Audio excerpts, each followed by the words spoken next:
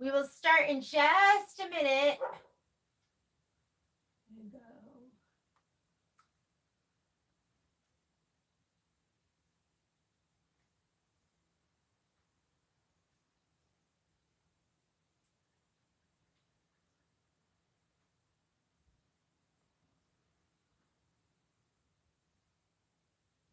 Hello. I was just setting up my computer. So hang on just one more second.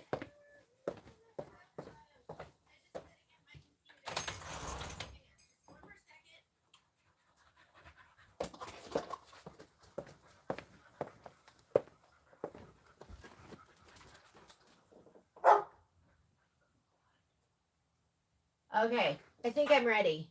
Good evening. The trip was great. Last night was too much fun. You guys know what I mean. But whatever happens in Vegas stays in Vegas, so that's all we'll say. But it was the biggest thing we celebrated was our friend's 60th wedding anniversary, or no, his 60th birthday, and kind of our wedding anniversary, and every couple had somebody that had a birthday that was within the last couple of weeks. So it was super fun. We ate a lot of food. And then this morning I wanted to go, there's this cafe. It's called Coffee. Oh my God. Can you believe I can't even remember the name of it? It's called Coffee something. And we went, and then Patrick said we couldn't wait. I ordered our food, and then after 10 minutes, and they said it was going to be another 5 minutes, he was like, we can't stay because I was running late. Hang on, I'm going to grab section 1.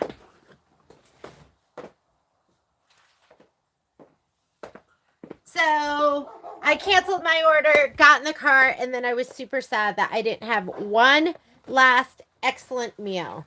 But so here is section 1 done and complete. And it is so sweet, from like the clouds, the pinwheel clouds, to the little filler blocks. I know Susan said she did this in one hooping, and she did that in software, but I don't know how to use software, so mine's in the 3 hoopings. And when you sew these together, you really have to focus on the places where your eye is going to go, so the joins. So where the stems are coming together. Was there anything else? No. So I loved these, the little pennants. Those were so cute. The background quilting, I used, I think it was a light mint, although it's like more like a light aqua, I think. This with the little ties on the kite string. So it's so cute. I was really happy with the choices that I made with the background quilting. Like this, for instance, is pearl instead of linen, so it shows a little bit more. And I loved everywhere I was able to put a little bit of Hala shimmer. I think this one was light gold or light yellow. It was this one. I don't know what that is. 6,008 on this one. And then these I used my big spool. I think this is like light, I think they call it light mint. And so I used it here and here. So wherever I feel like I could put Hala shimmer in, I'm putting it in wherever it's not going to be too distracting. So what we're doing today is we are going to be stitching out section 2. And I just picked up my dogs from the dog kennel, so they're a little amped up. They heard my voice. I couldn't see them. They heard my voice, and then I instantly heard them like crying for me, and I was like, my babies. But I got a sleep score. If you know me, I've been talking a little bit about my sleep score, and the most deep sleep I ever get is like 26 minutes. 56 minutes. Saturday night, we got home and just went to bed early, like, 11:30. and I slept until like 8, but 56 minutes. Oh, don't forget about the dragonfly wings. So cute. So we are ready to get started. We are just going to stitch in order. And the spreadsheet, I'm not looking at your comments right now. Let me see. Is there anything important I need to address? What's the next? It's so cute. Next Karen video is going to be the wall hanging. She's going to be doing that. Or does she have anything else coming up before then? I'm not sure. So, section 2, embellishments right here. We're going to kind of go in order. This is the spreadsheet. This is on the website. If you go to sew alongs and videos, and then you can look under Kimberbell, and there should be a tab for Sippin' on Sunshine. You put the... Oh, you're done, Gloria. Go, girl. That's awesome. So I hope you're working on something else fun. So Sippin' on Sunshine, page 14. This is going to be the 4x8. So I need my 9.5 by 9.5 inch hoop. I actually came down here and was like getting ready, and I go, oh, I think I'm all set, but I didn't grab my 9.5 by 9.5 inch hoop. I'm going to go grab that right now. Or you can grab a 9.5 by 14 and just keep hooping down. Downward. 9.5 by 9.5.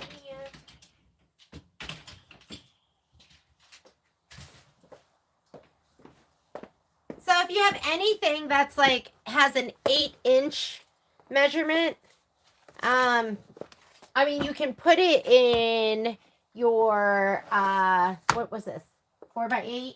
You can put it in your, I mean, you have so many different options, but I like to use the 9.5 by 9.5 and just like put everything up at the top and just keep rehooping and moving my muslin up as we go. And I don't think I even grabbed my muslin yet, so just give me 1 second so I can find the right size. I have all of these. Is that too small? I think that's going to be too small. Oh yeah, too small for sure. I like it to be 14.5 inches. Hi, buddy. How about this one?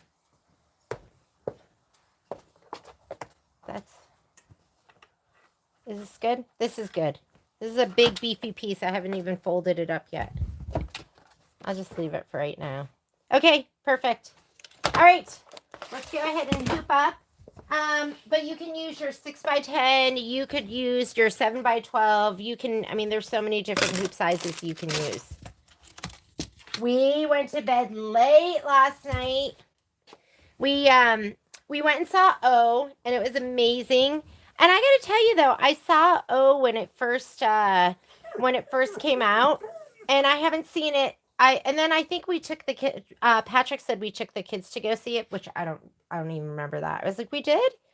This is a little small. Let me see if I can get away with this, and if not, yeah, because I can't really. I need something a little wider. So we went and saw. Don't hate me. I'm going to go cut a piece right now. I need 14.5 by 14.5. Give me 1 second. I think I used it all for my binding. Hi, handsome. Hey.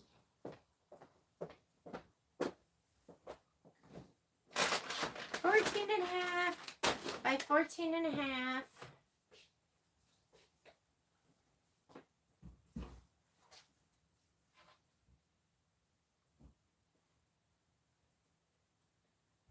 I was getting all my thread colors ready.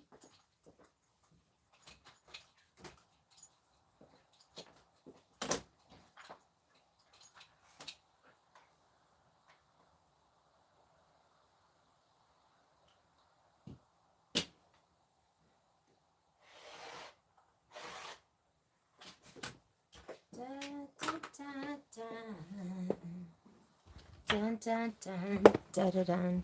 Okay, here we go. So we stayed up super late last night, and 2.5 of the couples stayed up really late, and then the smart ones went to bed early. And I would have gone to bed early, but Patrick wanted to stay up, make bad choices.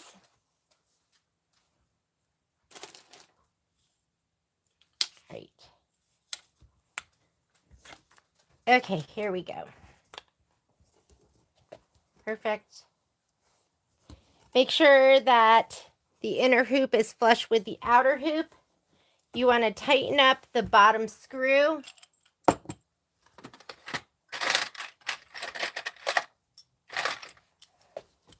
I love these. These are the Clover Jumbo clips. They're my favorite for when I clip the remaining muslin. I'm going to hand tighten this and then take your hoop screwdriver. This is the advanced screwdriver and it's really, oh, he's totally tight. I can't tighten him anymore. And then we are good to go. I'm going to pull inward, make sure it's nice and flat. And I'm going to go ahead and put this on the machine. And I think all my designs are loaded and ready to go. And we're going to start with Sippin' on Sunshine, for which the quilt is named. Okay, here we go. See, I was semi-prepared. I got all my fabric. I organized all of that and put all of section 2 together. I love the colors. There's all my threads. Every time I think I'm totally prepared and then I'm not. All right. Let me see. Got my, yay. Oh, you were down there too? I've always wanted, I want to go to a Golden Knights game. I mean, everyone says they're so fantastic. So, okay, here we go. I was just reading your comments. So, Lita, which, you know what's so funny, Lita, is I think I was downstairs when you were there. And I should have, because we went out, and I think after we got back, we went and sat at that little circle bar. And I saw Mary Jo. And, but then I looked at your messages. I was like, it was around the same time. So I was like, oh my God, I think I missed you. I think I missed you and Alex. Okay, I'm going to grab my handy dandy spreadsheet. And on here it says drink 3 4x8. Drink 3 4x8. So drink 3. And this one looks like it could be 4x8. I'd already loaded these because last week I had to do it at the very beginning. And I was like, when I stopped filming, I just sent all of them over. Where can you find the spreadsheet? So if you go to our website, a1backandsew.net, and there's a tab that says sew-alongs and videos, go there and there's a sub tab that says Kimberbell, and then there's a sub tab that says Sippin, and it should be there. Okay, I finished it, right? Yeah, the whole thing's there. All right, this is the right size for, whoops, go back. 4.5 by 8.5, just confirm. I'm going to go ahead and touch set, and then I'm going to add, and we're adding Sippin' on Sunshine. So I'm going to go back to the pocket. I'm going to go here because I brought mine in via design database transfer. And I am going to go ahead and look for Sippin' on Sunshine right here. And I'm going to go ahead and touch set. And what does it say? Center alignment. Center the block. And I put it in here too if it's centered or there's something special. I think all of these are centered. So block is centered. You don't have to do anything else. Don't move it here. You're going to just go ahead and say embroidery. Choose your hoop size. I haven't chosen my hoop size yet. I have 9.5 by 14. So I have no idea how far I can really go and move it up. So I'm going to go to my settings button. Yours might look like a piece of notebook paper with a dog ear. And I'm going to go 9.5 by 9.5. All my other settings, I'm just going to leave. Those all look good. I'm going to say okay. And I'm going to take this and I'm going to turn it. This is my layout screen. So this is combined now. Now it looks at it as one design. But if you're in your edit screen, it's only going to move one at a time unless you group it. So I'm going to touch layout. And what that means is, this is what it means. If I hit return, this is your main edit screen with your main editing options. When you touch embroidery, now you're on your layout screens. For some of you, if your machine's a little bit older, it might say edit again. So I call it your main edit screen and then your second edit screen. I'm going to go layout. Here's my rotate button. I'm going to rotate to the right one. And then I'm going to move it up. And I don't want to move it outside of the embroidery field, but guess what? I did not slide my hoop on yet. So if I move it, it can go all the way out of the embroidery field until I put my hoop on. When I put my hoop on, then it won't allow me to go outside of the embroidery field. Let me give you a little different view.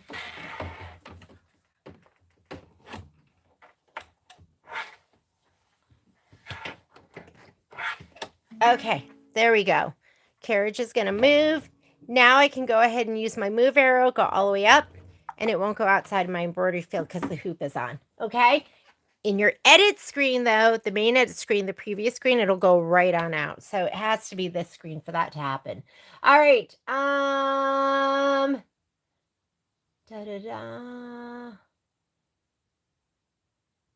Okay, I was just checking everything.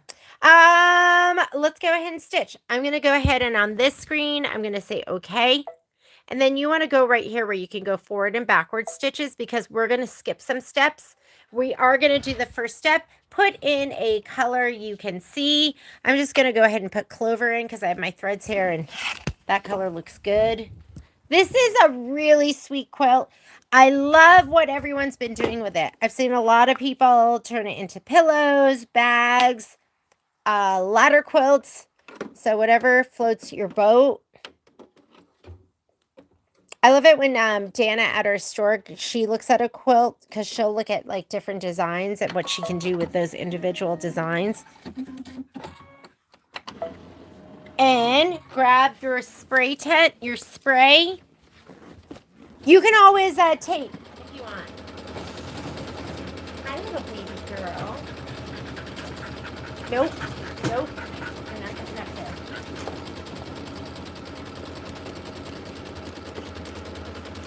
Okay, here, you want to get up? You can get up. Lay down.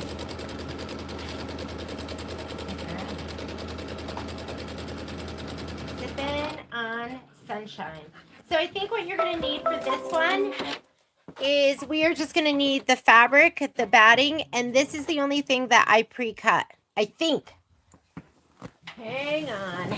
I have my iron heating up. I have my small, my smaller mats. I'm going to come over here to my spray tent. Do you sell heat and bond light by the bolt? I do sell heat and bond light by the bolt. And I also sell it by the, there's 5-yard increments. So if you want to buy 17 inches by 5 yards, you can. And we sell it by the yard too. But if you want to buy the bolt, reach out to me. I think I have a brand new bolt at the store if you wanted that. Okay. Wrong side of your batting because it's going to go down. Wrong side of this. Make sure there's nothing icky on it. I didn't do my SF 101 all the way to the edge, so I'm going to be mindful of that.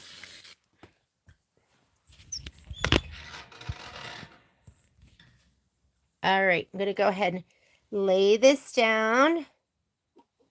I was thinking about what color thread should I use for this. I'm going to get anything that's dark and icky off the top because I don't want it to shadow through. And then I'm going to put this down. I'm going to be mindful that that is not, doesn't have SF 101. So I'm going to put it a little bit more, whoops, to the right. I told Patrick, I go, oh, the dogs are going to start begging for food a little while into this. So I'm going to have to feed them. All right. And now I'm going to go ahead and we're going to skip some steps. So the next step is the tack down for the batting. If you have not cut your batting to size, you want to do the tack down and trim. This is the placement stitch for the background. We already placed ours, so I don't need that. So we are going to do this step, and that is going to be the tack down for the background. Let me get my spatula so I'm not tempted to reach my finger under there. Hi, Mama.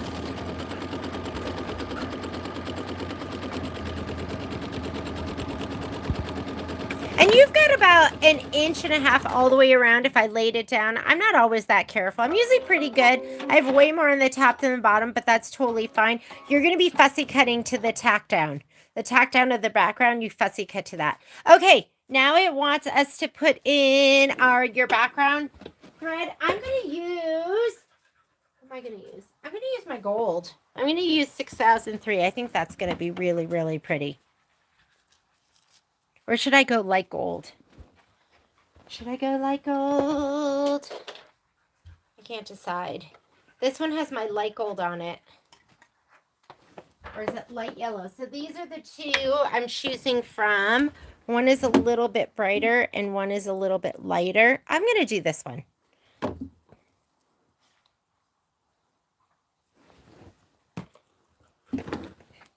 This is the light one. I feel the light one looks like, I don't want to say a little tan. So look at your screen, make sure it's showing you the quilting stitch, because that's what we're doing next. If not, fast forward to it. Make sure you're doing your stitches in order.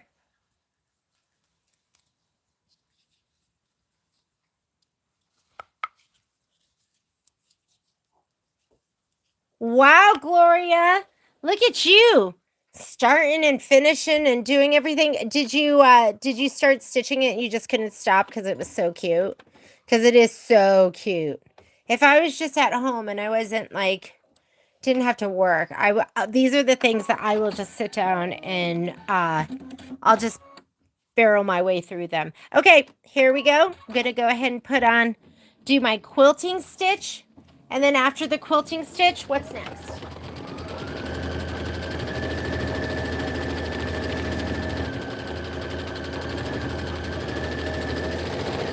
If you're doing if you pre-cut your pieces and you have Heat and Bond Light on them, or Hot Fix, or whatever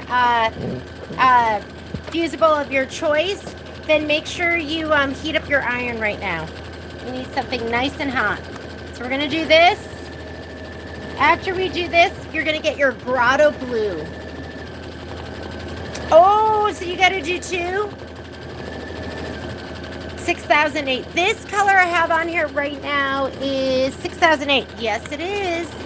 I like it because it's kind of light. It's not as... Oh, okay. Yes.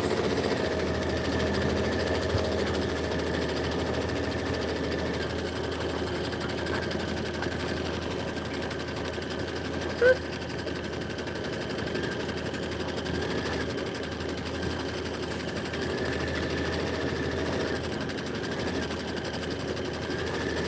And I'm going to do this one next, Grotto Blue.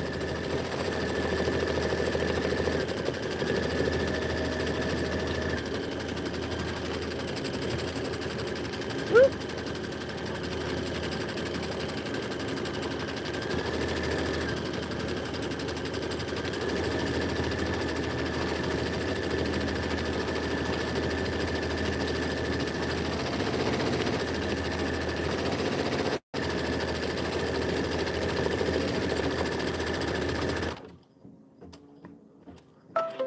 So when you say a bit ahead, does that mean you're done, Lita?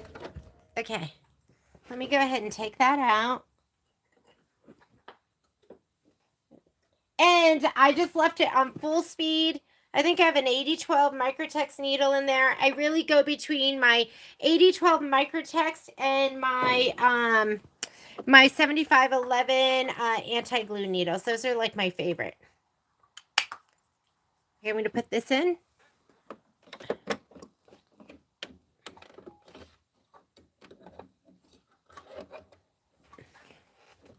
Hi, Momo.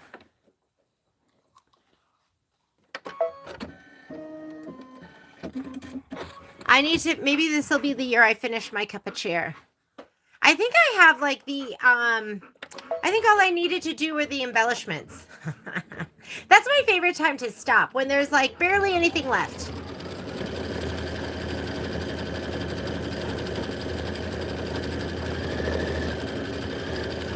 Gloria, are you doing the same fabrics or different fabrics? Ooh, it's so cute.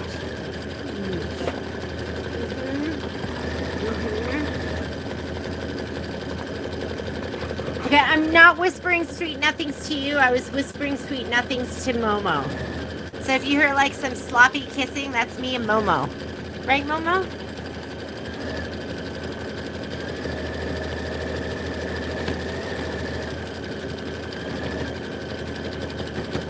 So we went to, you guys, I worked Friday, and I rushed out of there like a bat out of you know what because I was running late. And of course, I didn't check my my notifications to see that my flight had been delayed. I think it was initially delayed like an hour. I was like, I should go home. I got to the airport and saw that, and then before I like went through security, I called Patrick. I was like, I should go back to the store. Like, I have so much to do. And he was like, no, don't, because you never know. Sometimes they change. So I was like, okay, he's right. I better just stay here. And then it got delayed another hour. Then it got delayed another 22 minutes. So I was delayed like 2.5 hours.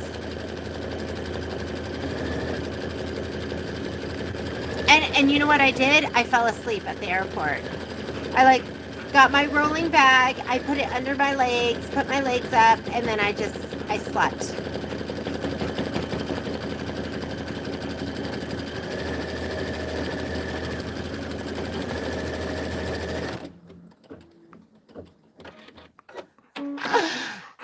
Fran, I'm the same way. I get bored. I'm like, oh, well, it's kind of done, right? Let's move on. Let's do something new and exciting.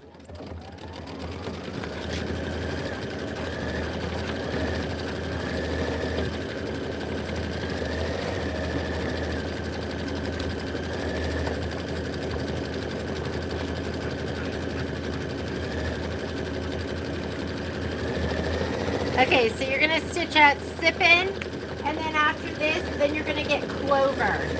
Clover, and we're going to do the leaf spill.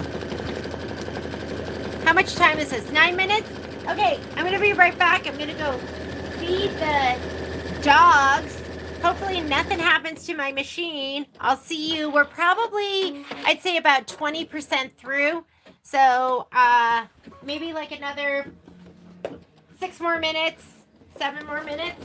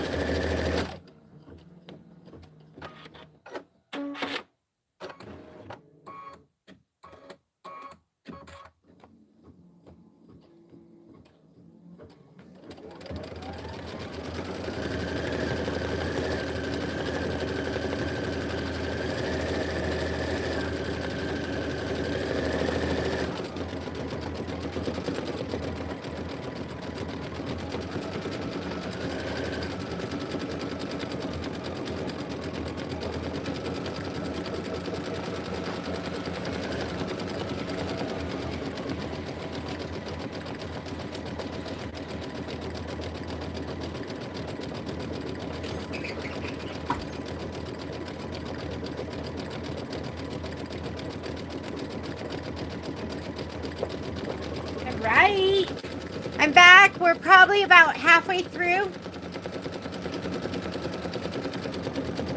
Oh, I know. I just like, I had my bag right next to me, and, yeah, and my legs were over my rolling bag, and I just, like, closed my eyes, and I knew I had at least an hour and a half, at that point, so I just, like, closed. I was so tired, I couldn't even keep my eyes open.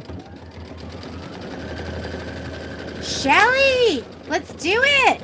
We're not that far in. We're still going to have, we have, section 3, section 4, then we'll put it all together. We'll be done with this one because we got to get ready for the next, I think, beginning of, I actually have no idea when Home Sewn's going to be. I don't know what the official release date is for that. All right, and the only thing you're going to need here, there is an optional button right here. So we're also going to need, I mean, is that whole thing a button? So that's an optional button, which I'm going to do. I like to do all the buttons.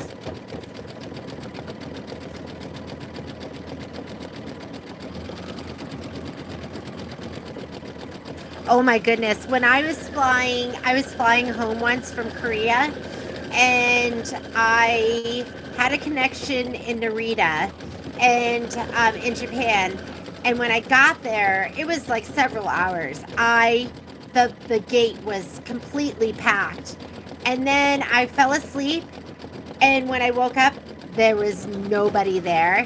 And they were just about to close the door to the gate. I was like so tired. I think I even was like maybe sleeping on the floor. I was so tired. And I got on just by the skin of my teeth.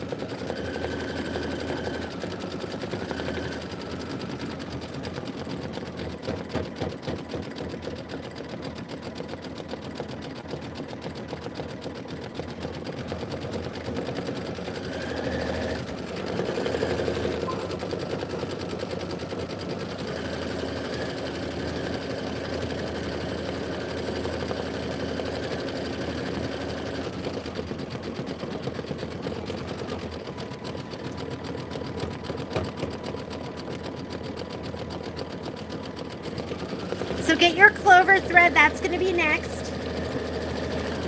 The whole stitch out for this is 21 minutes, so it's not that long.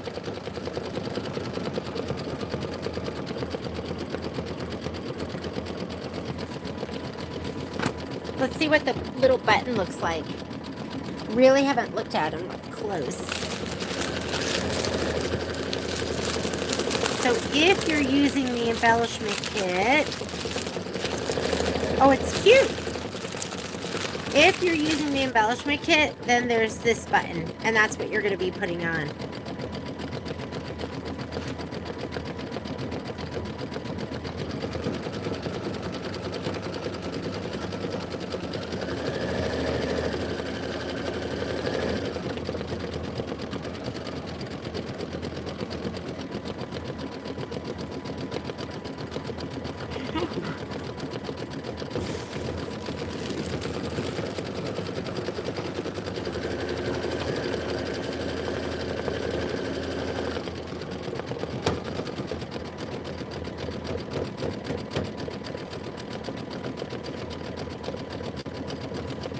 I'm always sleeping in airports. I feel like at this point, when I'm tired and I can't keep my eyes open, I can't keep them open.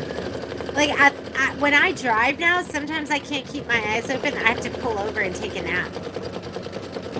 Fortunately, Patrick does most of the driving. But then he'll be like, "Can you drive a little bit?" And I'll drive a little bit, and then I'll say, "Oh my God, I'm gonna fall asleep." We gotta pull over. I get so sleepy. Cute. Looks adorable. Let me see if there's something else that we're stitching for section 2 that's going to be the 2.5 by 8.5. Or the 4 by 8. So it looks like, oh, soda bottles. So I'm going to do this one, and then I'll do soda bottles. So I'm not going to stitch an order. I'll do soda bottles next. Poppy.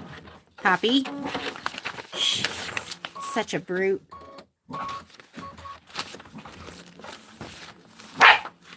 Okay, you guys are leaving.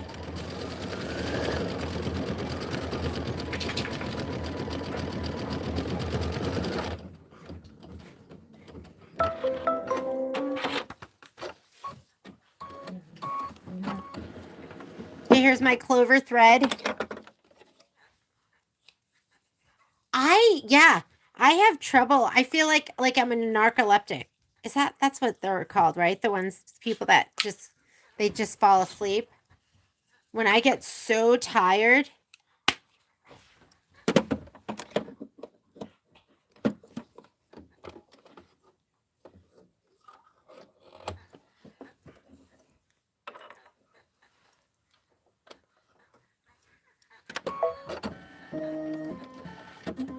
All right, let's go ahead and do, there's 2 leaves. You're going to do those.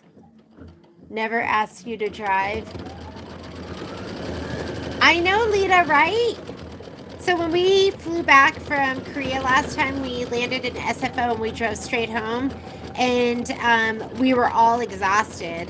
And so I was able to drive just a little bit. And then my brother, he's the same way. We get so tired. Patrick, of course, drove most of the way.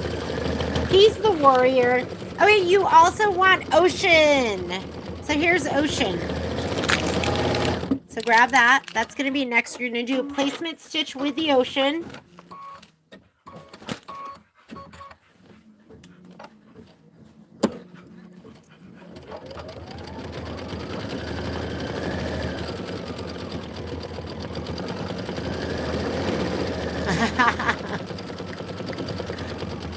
He drives too slow.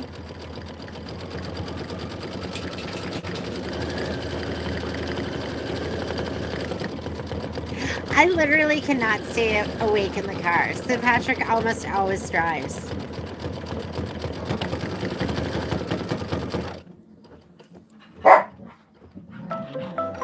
They're playing.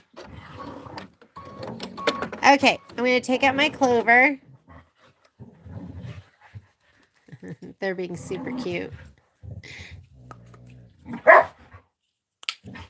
Okay, here's my Ocean.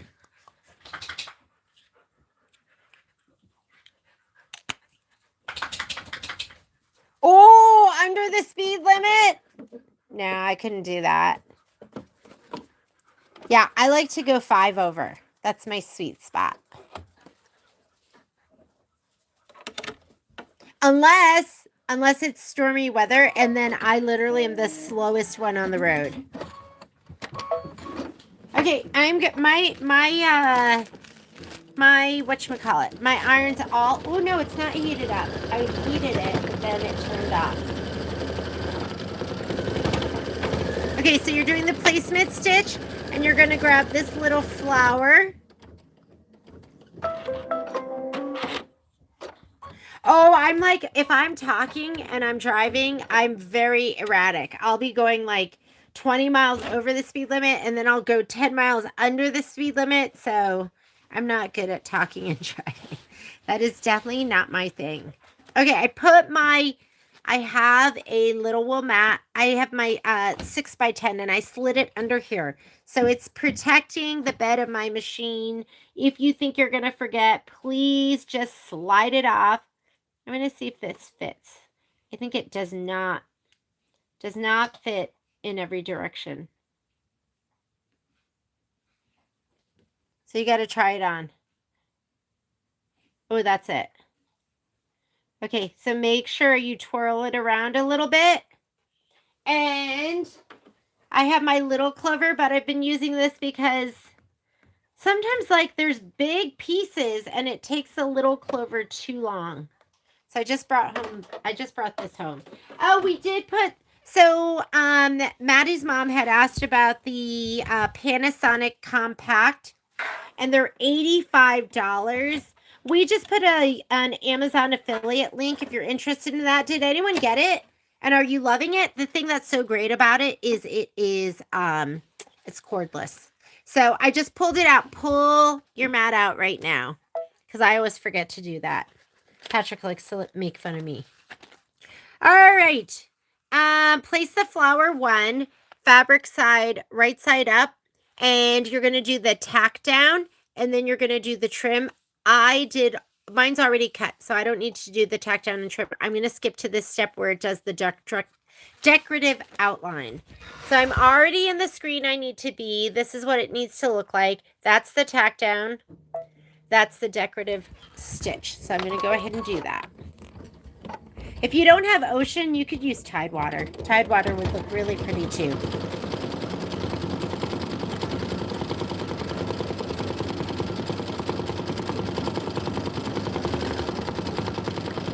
Maybe if I was stitching. I don't know. There's something about a car that just puts me to sleep.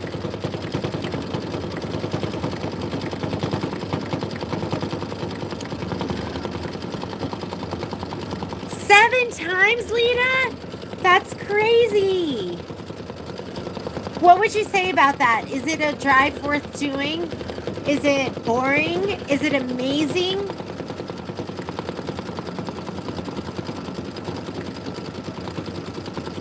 Oh, Tina.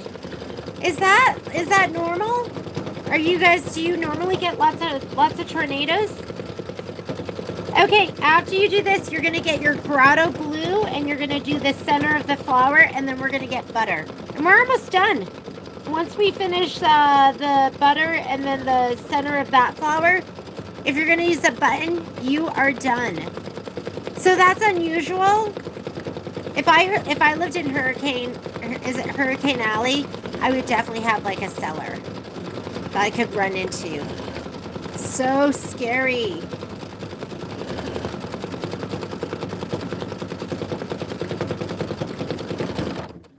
How long does that ride take, Lita? Okay, you're going to put in your grotto blue, which is going to be this color right here. Oh, the warm weather. It was almost unseasonably cold in Vegas. It wasn't unseasonably cold. Don't you think it was almost on the cooler side? I guess maybe it's kind of perfect. When we got married in Vegas, and I remember that day just being beautiful, but it wasn't too hot. It's April, so you don't know what you're going to get. Patrick loved it because they went climbing one day, and then they mountain biked the other 2 days.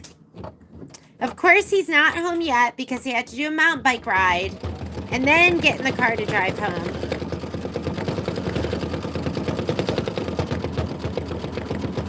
Okay, then you're going to get your butter. I forgot to grab butter, so I'm still using Isocord 800, but it's this kind of color. So grab your butter next. So cute.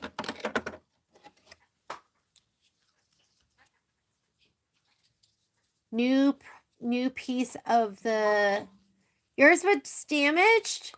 Had a piece of faux green leather that fit. What was wrong with it? Was it just like matted up and like marred? Yeah, that stuff can get kind of icky.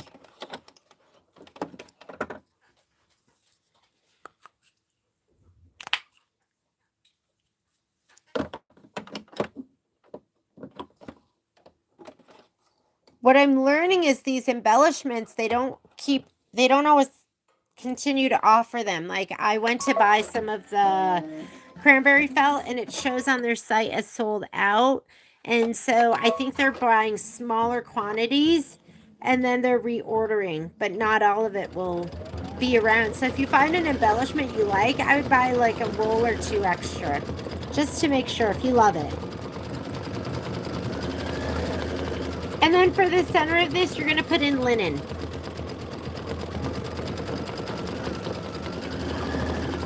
And then guess what? We're done.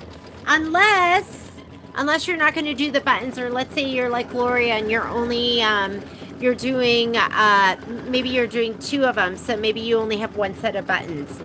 But if you're going to do the button, you're going to skip steps 9, 10, and 11 because the button's going to take care of all of that. If you are not putting the button on and you want to stitch the flower, continue on and you're going to stitch all of these, okay? And then, but for us right now, it's stitching the butter, and then we're going to put in the linen for the center.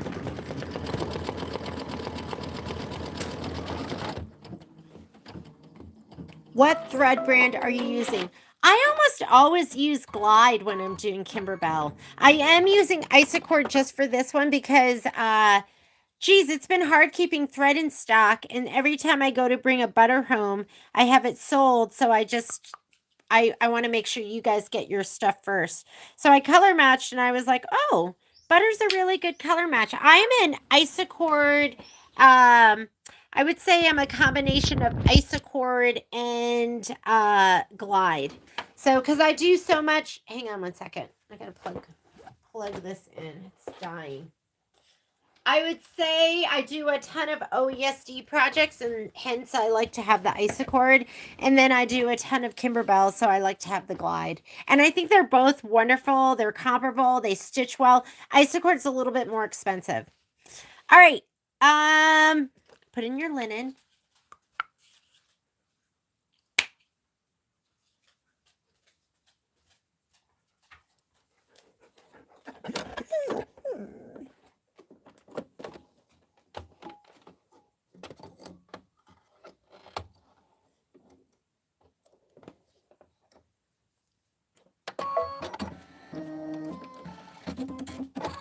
Oh, yeah. Sometimes the embellishment kits, even if you're not doing that project, can be a great deal.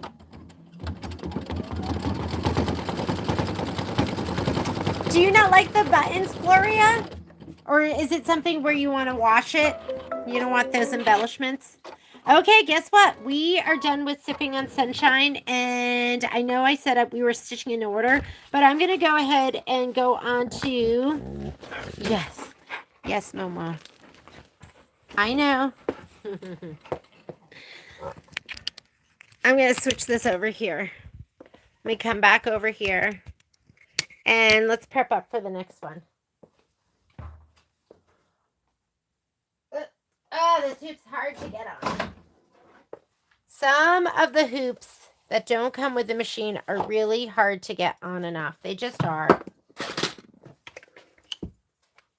So if you get one and you're like, oh, I think there's a flaw.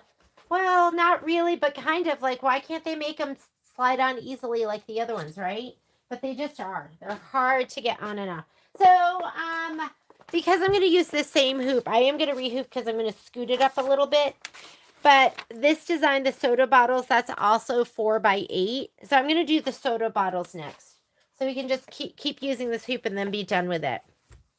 If you, the reason I rehoop is because look at all the waste that's under this top part and this bottom part. And if I just put this in the middle, then we would have wasted all the muslin from there all the way down to here. So I like to leave one on, and now I'm just going to rehoop.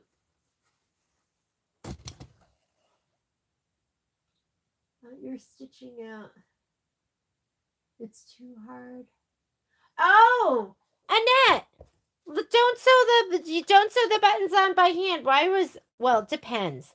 Sometimes they're too far apart, right? But other than that, I sew all my buttons on with the machine. So, and I'll show you guys how to do that. If you've never done it before, you need to make sure the buttonholes aren't too far apart. And as long as they're not too far apart, then you can just sew it on with the machine. I never sew buttons on if I don't have to. Who wants to do that? Okay, you have about 1/2 inch of no-sew on the top and the bottom. So I'm going to go ahead and just make sure a little bit is sticking out like that. And I probably have to open this up a little bit.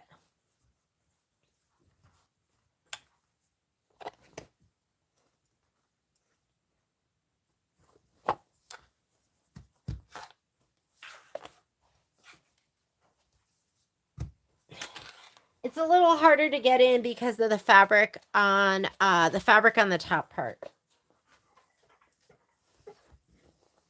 I know, Putty. I got home and I didn't play with them at all.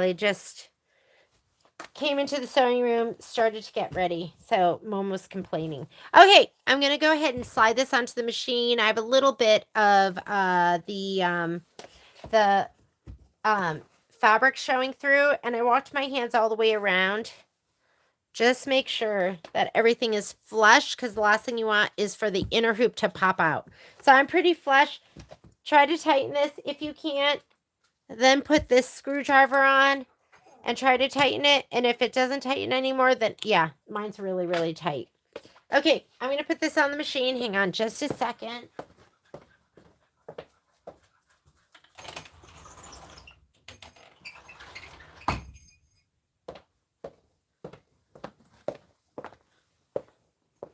And then here we go. Let's go over to the machine again.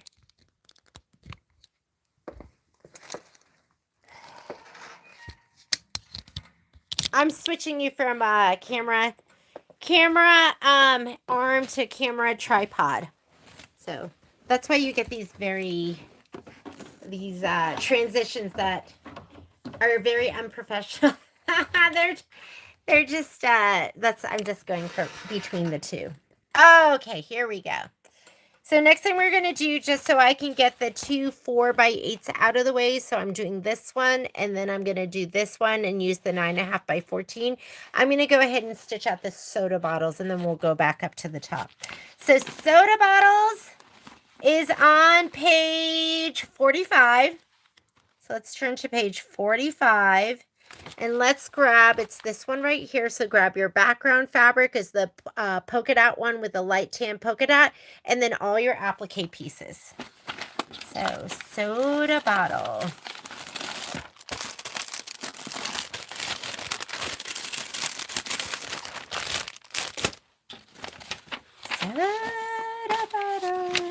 Soda bottles. Here we go. So we're all prepped and ready to go. And isn't it so nice just to grab what you need and you don't have to go and cut everything. So I know it takes a lot of work to prep. We spent the whole day, right? But it's so worth it.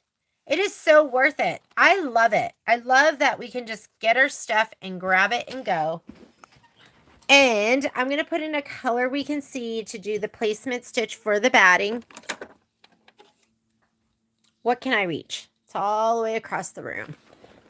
Hang on. Clever. I love grotto blue. I'm going to do grotto blue.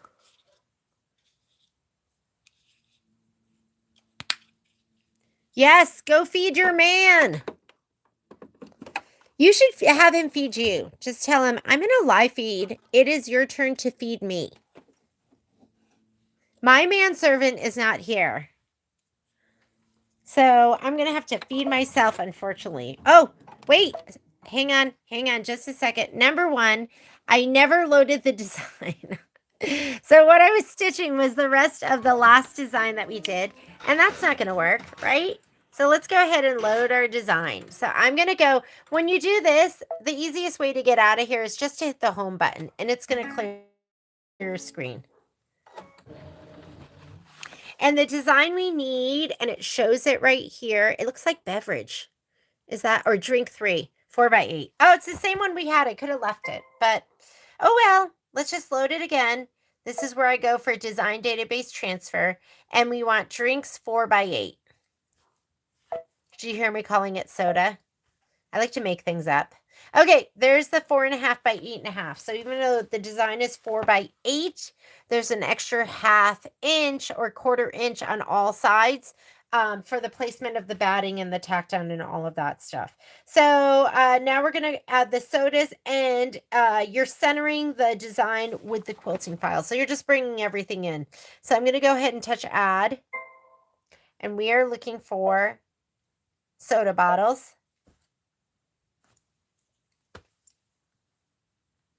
I went in here and threw away all the stuff that we were done with. Did I? Did we do picnic table? No, we didn't do that yet. Okay, here's soda bottles. Go ahead and touch set. And you're just going to leave it the way it is. Don't move anything here in your main edit screen. Touch embroidery. and now they're combined, and I'm going to go layout, and you can do either way. I think we flipped it to the right. I usually flip everything to the left. So I'm going to go here to my rotate button. They're combined in the layout screen, and I'm just going to go ahead and rotate it to the left. I'm going to scoot it up, and my hoop is on. So since my hoop is on, I can just hit the up button, and the machine won't allow it to go outside of the embroidery field. So I just, see, won't go out of there.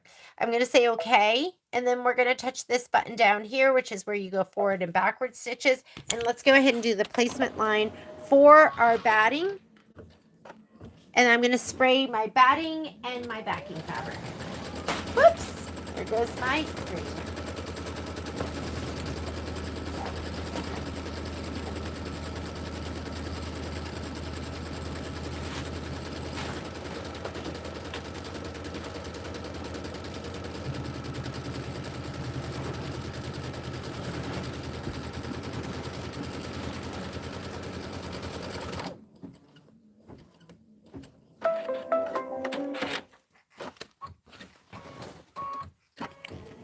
All right. Find the wrong side of your batting. I just dropped my fabric on the ground. Hang on a second. And then here is the wrong side of my fabric. However, there's some icky things on here. I'm just going to get them off so it doesn't get sprayed down. Even a white thread will shadow through on white fabric. Is this down? I think he's okay. Spray. How to get over there?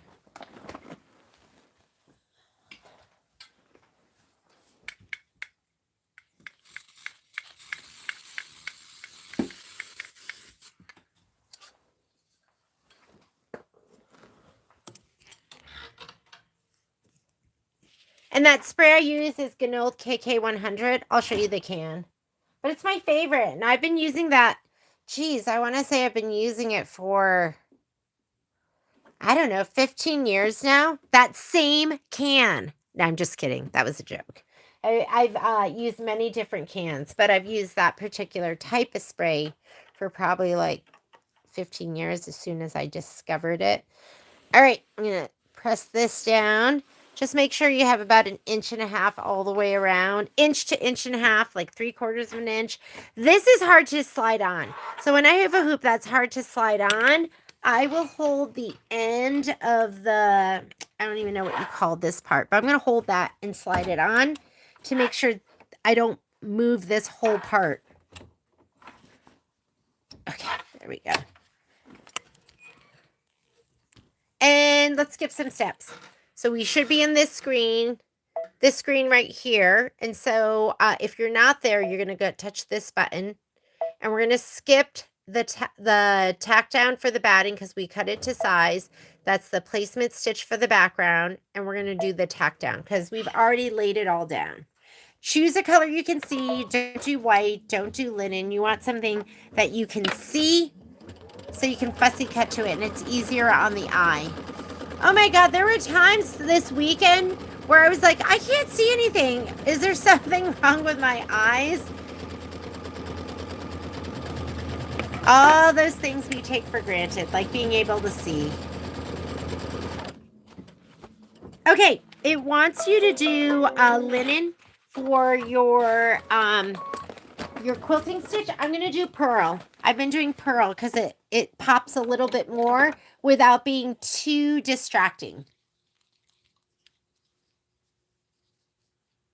Oh, so Susan uses glue. I know a lot of people use glue stick. Yeah, so if you want to use glue, you can use glue. I'm just a spray kind of girl. Miss Shelley uses glue too. Do you use the, what is it called? I forget. I have like a little, it's like sewing something.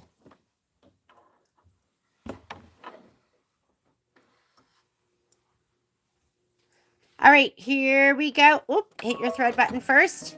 And now you're going to do your quilting stitch.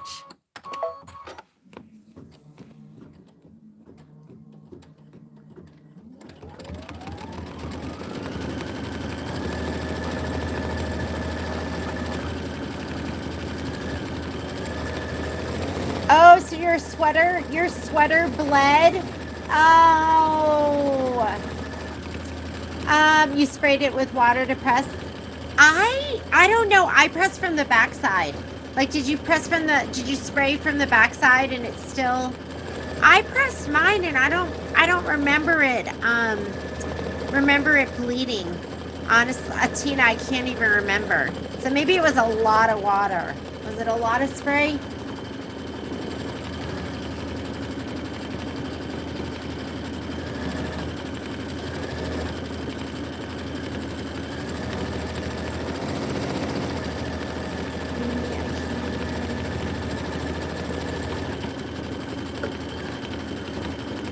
Yeah, so, okay. That's interesting that you bring that up because I had a can of 505 that I got, and I don't even know where I got it, but I swear I felt like it didn't stick. And somebody told me that they were the same thing, and I was like, well, maybe I got a bad can, but my 505 didn't stick like my KK100. Oh, Aileen's fabric glue. Do you use that out of like the brown bottle with the tip? So are you using, I mean, it's almost like Elmer's glue. Is that what you use, Miss Susan, or is it a glue stick?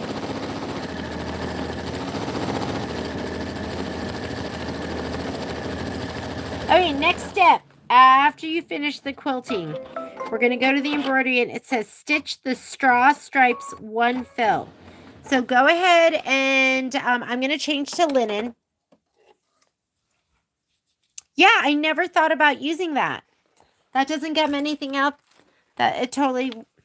I've used I mean, I have a bottle of it here somewhere. It's probably like 10 years old now. So, it's probably going to be like all hard, like a rubber ball or something.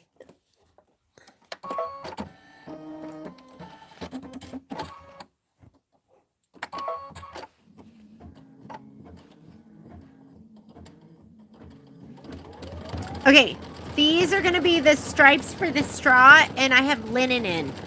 And then after you do the stripes for the straw, then you're going to put in buttercup, and you're going to do the yellow parts of the straw. And then we're going to be doing some applique. You're going to need clear vinyl. If you don't have that yet, grab some clear vinyl. I have so much clear vinyl in my Kimberbell scrap bin. I'm going to grab that.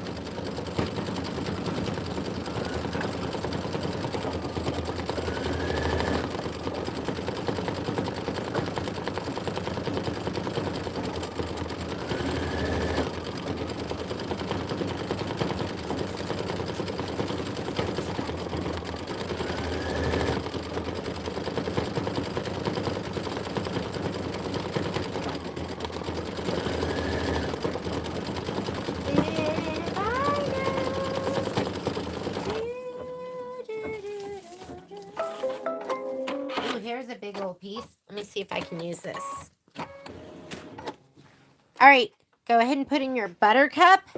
That's going to be your lighter yellow. I love buttercup. I love buttercup and I love cornflower. Those are like my favorite two yellows for Kimberbell. Yeah, I swear I didn't think my 505 stuck, and I was like, wait a minute, what's going on with this? So I thought maybe I just have a bad bottle, but I prefer the KK100. Like you get, it's pretty sticky. But that's what I want. And I usually don't spray too much. Every once in a while, I'll get heavy-handed and I'll have like a big spray. Okay, now you're doing the other stripes. And mine looks different than the picture because I turned mine sideways. So if you're looking at it going, wait a minute, that looks different, it might.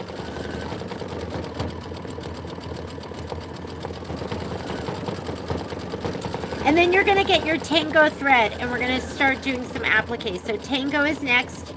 It's L.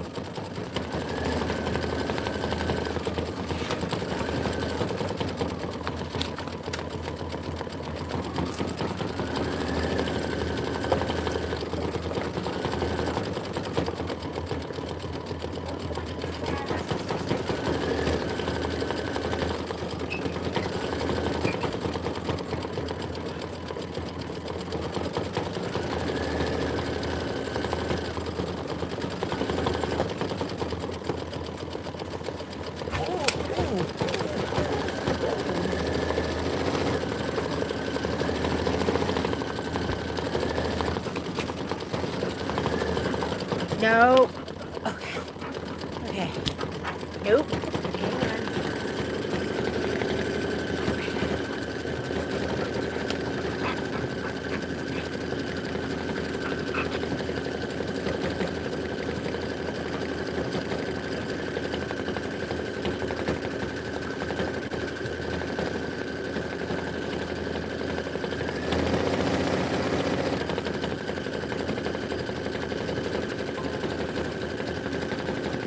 Ah, is that the secret with 505? Just spray. I feel like you can't really spray too long with the, well, you can if you like spray the heck out of it, but I feel like it's not as sticky, the ganole too. So, okay, I know your screen says sky blue, but sky blue for me, because I set my machine to I think I set it to embroidery when it comes out for when it chooses the thread color.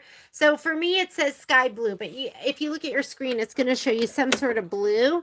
And that just means you're doing a placement line. But what you're really going to do is you're going to put in your tango. So I never really trust the colors that it says on the screen. I really go by the book. So go by the book or else it could be confusing, especially if you're brand new. And you're like, well, it's saying blue. And then you go and stitch it out and it doesn't match. So Kimberbell uses, and it used to be different, but lately it is sky blue and some kind of like gold color. Okay, I'm going to do my placement line and then I'm going to lay down, I think we're laying down this piece of fabric for the bottle.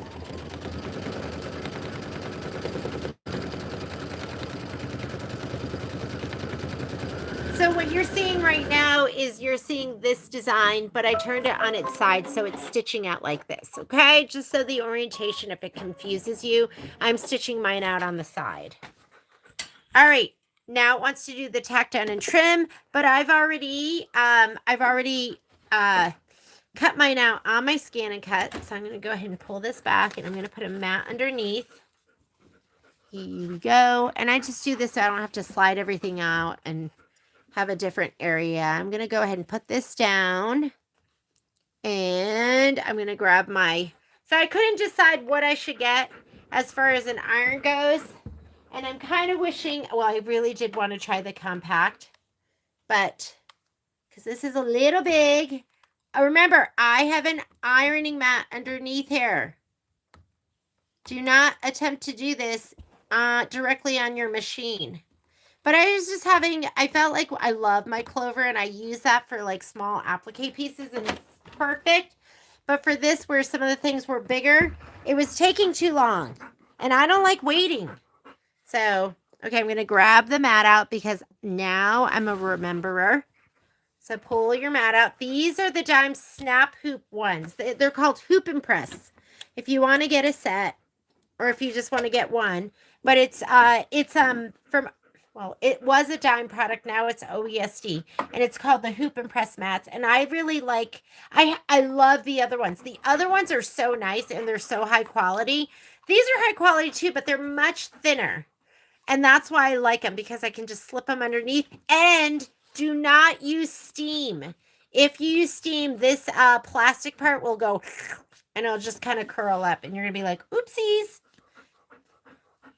All right. We're going to skip the next step because the next step is the tack down. And I cut mine to size. So if you did not cut yours to size, you are going to do that step. You're going to do the tack down and you're going to trim. But I am not going to do it because I've already done that. And now it wants me to do, is that the decorative stitching? Let's look at the book.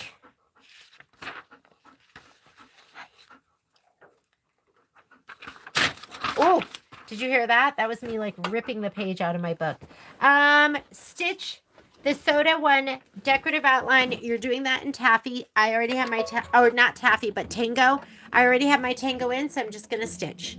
Make sure you have pulled out the mat. Make sure your fabric is not curled under. If you just slid your, fabric back or your hoop back on, make sure that the fabric, your other embroidery, is not folded under and you're stitching it down right now. Those are all the things I like to do.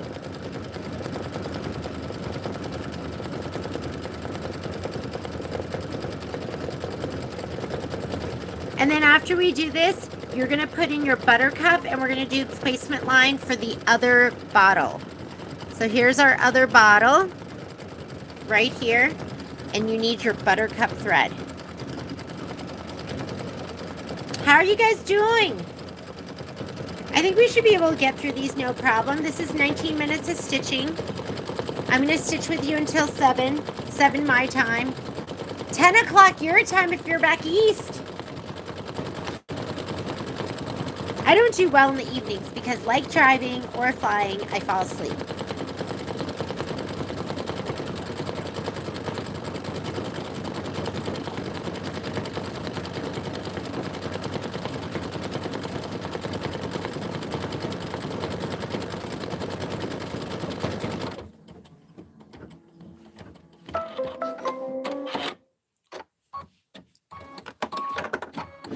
Okay, take out your tango, put in your buttercup. Oop, oop. Sorry, I was trying to catch the thread. So we went out, what night was it? Was it Friday night? It was Saturday night. Saturday night and Friday night I got in, Patrick picked me up and we immediately went to Sushi Fever, which is my favorite sushi restaurant in Vegas. I've been going there since it used to be up on, was it Fort Apache? It used to be on. So that place is the best. So we went there and then we went straight home to the hotel and I think we went to bed. Doesn't that sound so exciting? It sounded exciting to me. Okay, stitch soda butter to placement line, and then we're going to place the fabric down, do the tack down, trim. If you have not cut yours to size already, then you're going to do all the steps. Right now, I'm doing the placement. I'm going to put down my pre-cut piece that already has the heat and bond light on it. If you haven't done that, you're going to lay down your fabric, and then you will do the tack down, and then you'll do the trim and the decorative stitch. Me, I can put my fabric down, and I'm going to skip all the way to this step. So, here we go. Let's go ahead and slide this back a tiny bit. Gonna grab my matty mat.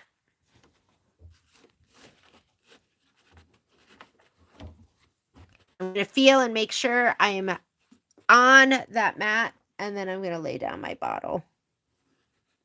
Last thing you want to do is melt your machine. We're engaging in risky behavior here, guys.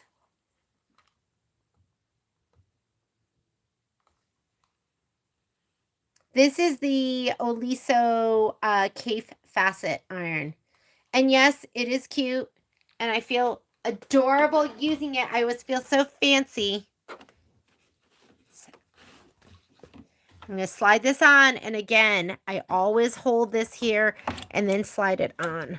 Just to make sure this doesn't... If you slide on your hoop and this moves, turn your machine off and on again, or else it's not going to be stitching in the right spot. Okay, go ahead and hit start.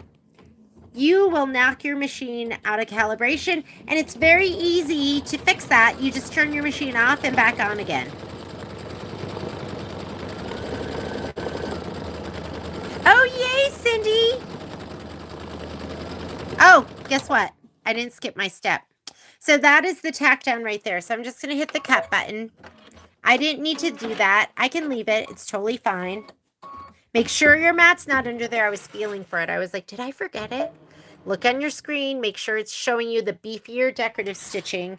And now I'm going to go ahead and finish that off. You got to talk about it and then actually do the step, which is a struggle for me sometimes.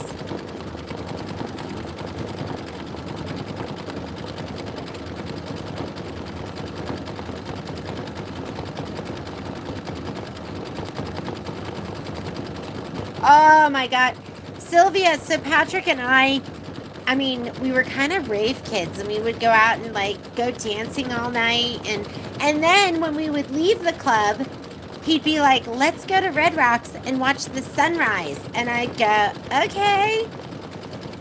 And we'd go watch the sunrise, and we did that often. I could not do that now.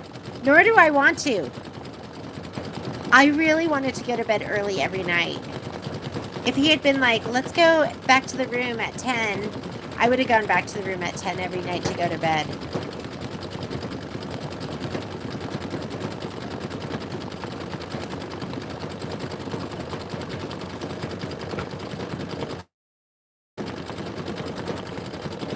Then you're going to get your linen thread and you're going to stitch the bubble fill. So this is going to be next, linen. Those were the days. I know, those were the days. Oh my God. Patrick and I were talking about, we used to drive from Vegas all the way to LA to go to an IKEA.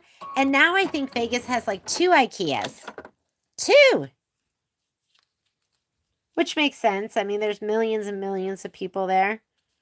But we would do the 3-hour drive to go all the way to IKEA.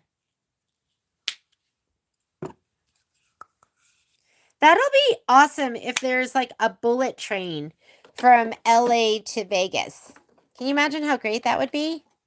Too bad there's not a bullet train and then subway transportation. We were Ubering it all over. And it's expensive. We had a group of 8.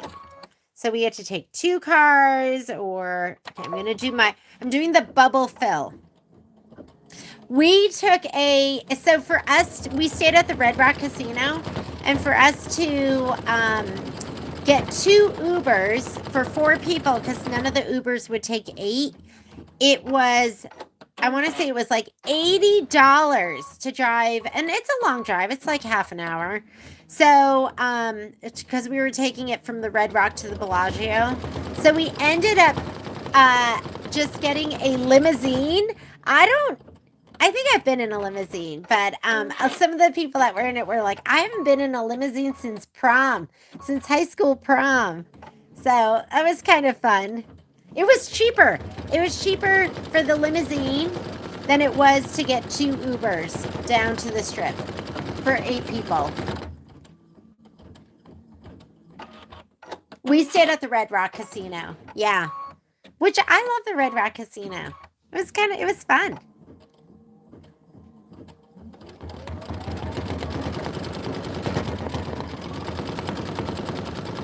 Make sure your mat's not under there if you're sliding it under the hoop.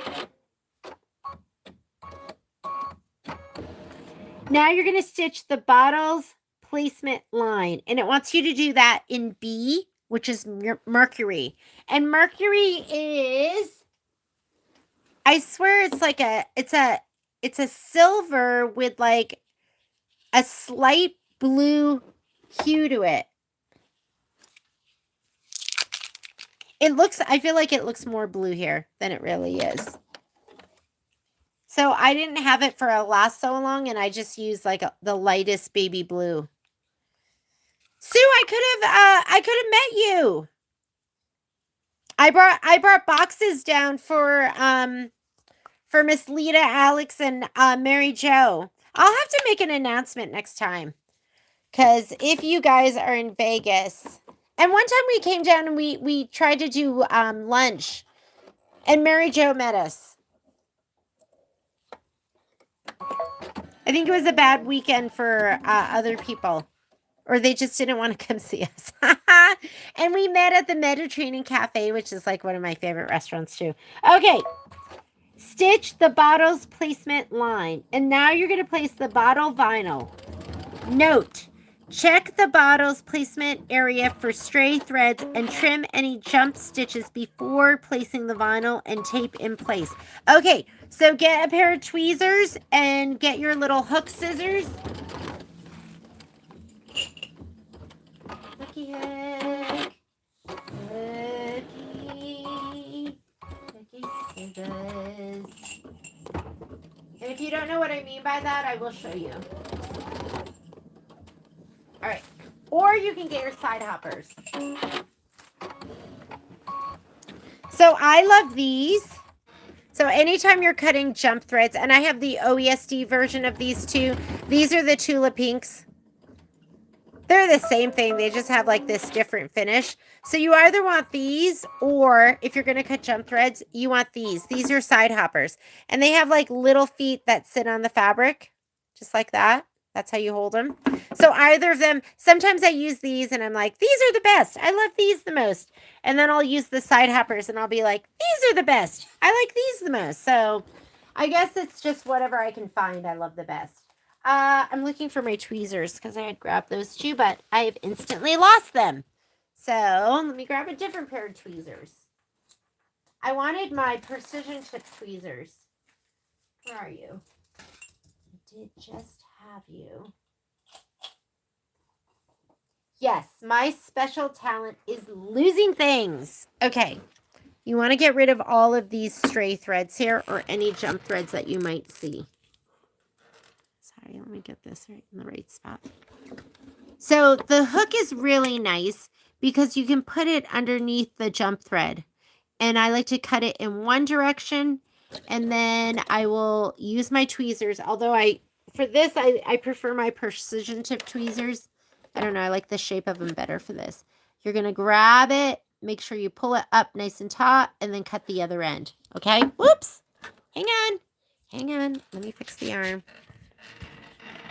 Ooh, that is loose. Or else you can also use your side hoppers. And the side hoppers are great too because they have a little foot and you just slip them under, cut all the way to one side, grab your tweezers, make sure, oh, you didn't even get to see any of that because it's blurry. You can grab your tweezers, hold it up nice and taut, and then cut this side with the tweezers out of the way. So either of them will work. I'm always like, which one do I get closer with? I don't know. There's like, sometimes there's a little stump that you just might not get. But I want you to go through and you're going to trim all of these threads before we put the vinyl down. Yeah, the side hoppers are great. Side hoppers are great. And the, we sell them in the pink and the green. However, you can't really choose. I just have what I have because they just send me whatever they have. So these are great too. And I'll do them like, I can't remember, like when I'm on this side, I'll flip them over here. And when I'm on the other side, I'll flip them the other direction. But these are nice too.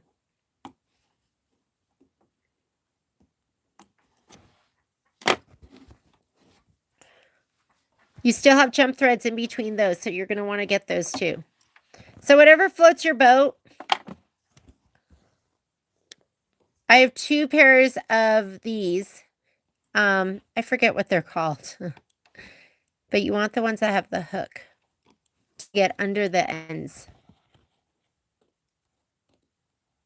I'm using these right now because my side hoppers with my hand in the way. Okay, let's put it back over here.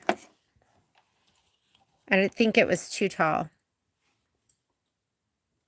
Did I get it? Here we go. Sorry, you're getting the close-up of my hand.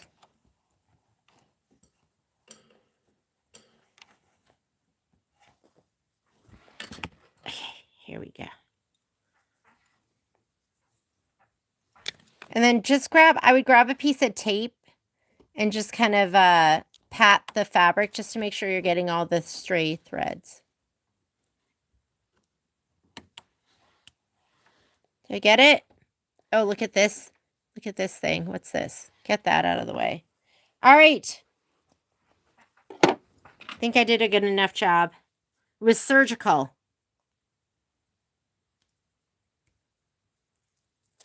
So I have just not even explored enough. I need time. I need like a week. I love Summerlin. Yeah. There's so many great restaurants. I wanted to go to, was it Makers and something? It's like Makers and Takers or something. And I was like, Patrick, I want to go to that restaurant. And he told me we didn't have time this morning. So I was like, okay, let's go to, I wanted to go to coffee, whatever that coffee place is on Sahara. It's coffee something. And then, because I wanted the, they do a banana matcha Fredo. And then they have this incredible, it's a creamy spinach Benedict.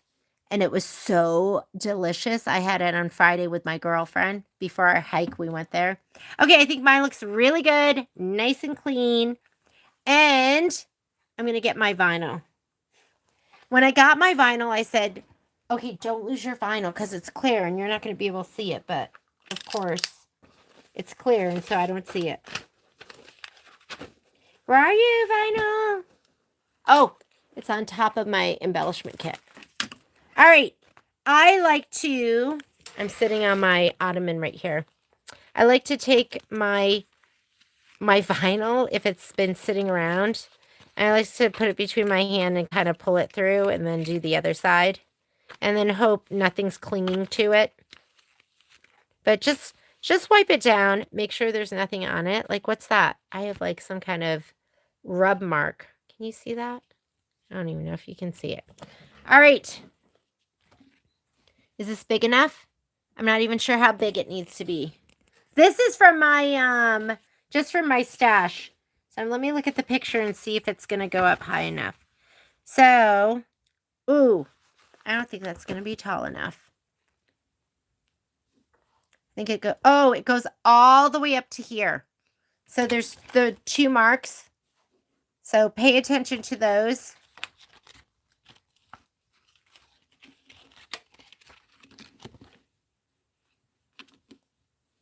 Nope, not going to work. I'm going to actually use the vinyl from the kit. Let me go ahead and find it. I'm sure I have more that I could use in my leftover bin, but we're not going to waste our time.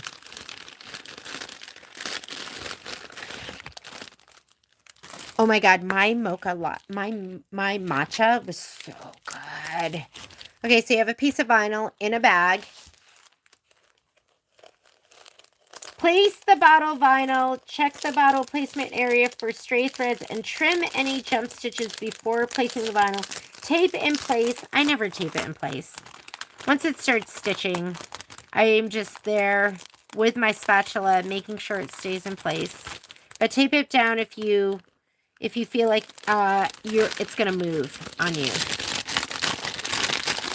Come on, vinyl. Come out of the bag. Mine's sticking. All right, I've just pulled it out, so I'm hoping there's nothing on it. Just going to lay it on this way and making sure my vinyl's past that mark and past the other 2 marks. And I want to have at least 1/4 of an inch, but I will trim about 1/8 of an inch. I'm going to slide my hoop on. Let's check and see what color they want us to use. They want you to use Mercury. Stitch the bottle tack down line in detail. Then you're going to remove the tape and then you're going to trim the vinyl as desired. These are raw edge appliques. All right, here we go.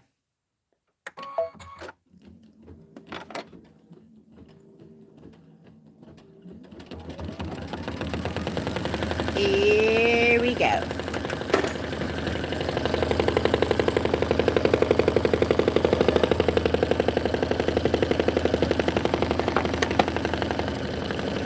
Oh, that color's great. I love it.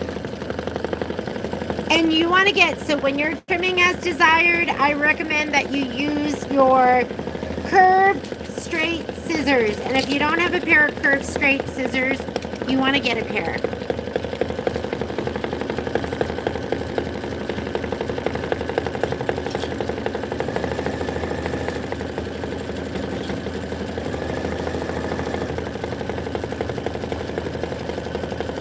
So these are curved. You see 2 curves. You're going to have 1 curve that goes over the edge of the hoop, and then the other one that kind of curves up away from the fabric. And then these are your curved straight scissors. You're going to see that's totally straight. And that makes it so you can control your cuts as you go. It's hard to control these because they're going to cut little smiley faces. They just do little curve cuts.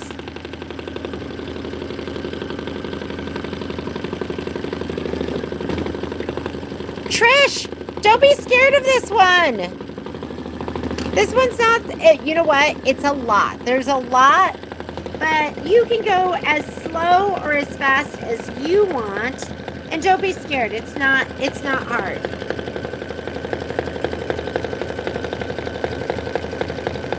If you're using your 6x10, I think I have Susan, who's on there, sent us notes on how to use the background stitching with the 6x10 because it'll bump you out of your 6x10 hoop. So I think those are on the under sew-alongs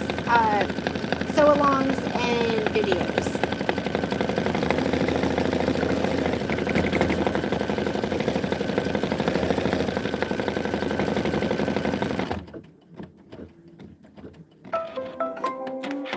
Yeah, I love that color.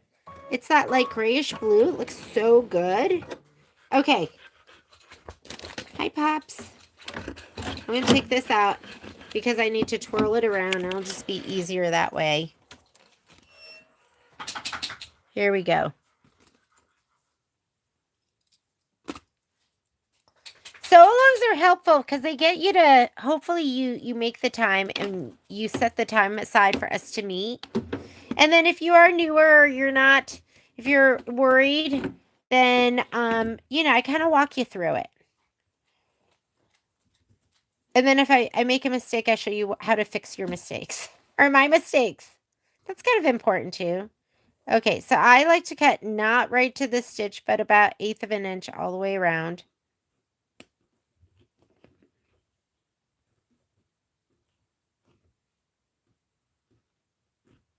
I wonder when the love of my life, Patrick Mulligan, will be home. Normally, we'd be talking on the phone. I'm going to go to the store after this and try and get, like, geared up for the week. So I'll call him when I get home. Okay, here we go. I hear Poppy walking upstairs. I wonder if they're out of water. Because we keep a bowl in our room, too, for them. And it does not have to be perfect. Not perfect is perfectly perfect.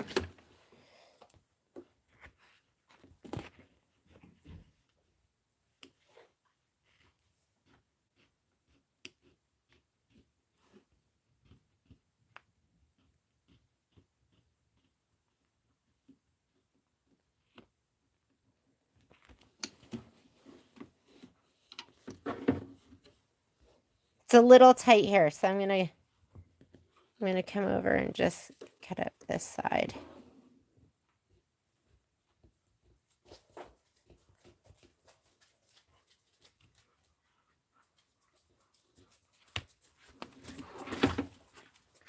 Hi, baby love.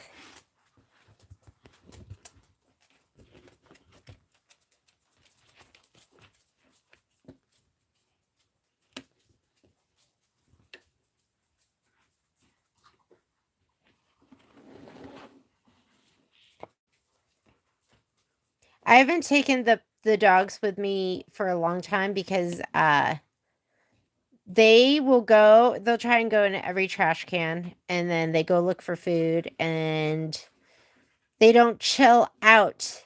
But Patrick, I keep saying, let's try it because, you know, sometimes we'll go to the store, and I know the dogs would rather be with us. Hang on one second. I gotta move this out of the way for a second because it's going dead. Hang on. But Patrick's not here. Patrick never wants to bring them. So he's not here tonight. So I'm like, I'm going to try it. I'm going to take them and see if they can just relax and keep me company. It's probably going to be horrible. He's probably right, but I'm going to give it a go. Okay, hang on. I'm going to bring this down here.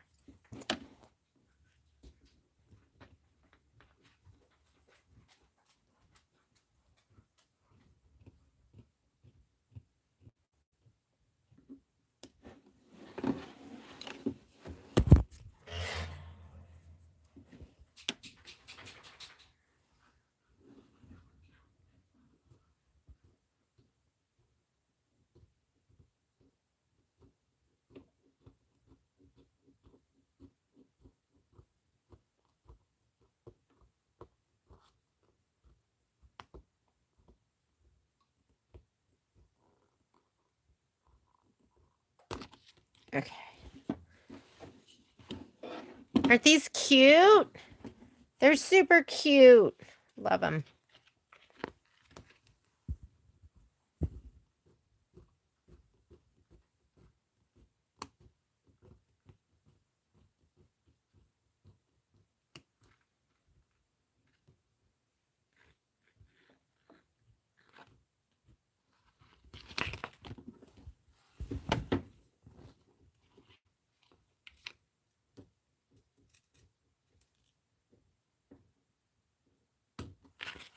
All right. I do a little close up so you can see how I trim it. But just like that. I like about 1/8 of an inch all the way around. It's not perfect, but nobody's looking. Looks great. I love it. Alrighty. I'm going to slide that hoop back on. I think, let's read the instructions and see what it says. And I'm going to take that vinyl and I'm going to put it back into the bag so it doesn't get all covered in my case, in my house, dog hair or genie hair, or whoever knows what else is in my sewing room. So let me go ahead. And maybe I won't lose it and I'll be able to find this. Yes, they can't contain their excitement and their curiosity, and but they just love coming along. I like taking them. So maybe I'll just go for a little bit. Okay, so we just did this step. And I didn't tape it down. But if you taped it down, remove your tape. Now you're going to stitch the bottle detail. A is going to be linen. And then we're going to stitch the bottle cap fill. And that's going to be an aloe. So let's get our linen first. Slide your hoop on. And get your linen.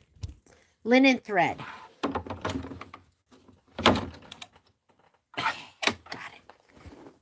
And it's going to do bottle detail.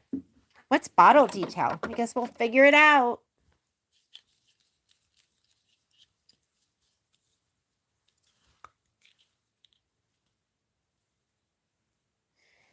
Oh, Cat Scan, are you okay? Miss Lita, I hope everything's okay. Wasn't reading behind, so I'm not sure what's going on.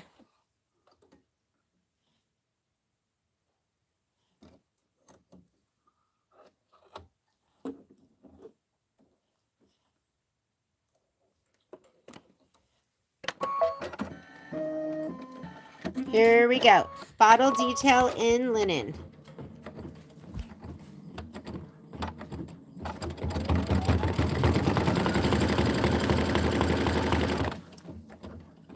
That sounds like fun, Miss Trish.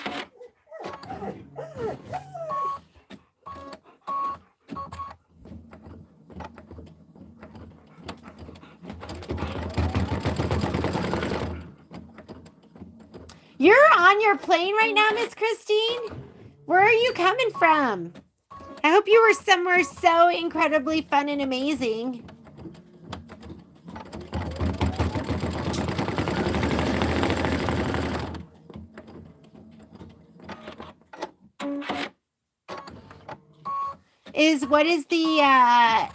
What's the project Miss Becky's working on? I want to do it. Hi, Miss Mita. Mita, how are you doing? Are you stitching? How's it going? I hope you're stitching and I hope it's going well. And that it's getting easier and less confusing. Okay, so we just did step 12 in the book. Now we're going to do step 13, which is stitch the bottle cap fill. You want your aloe thread. Grab your aloe.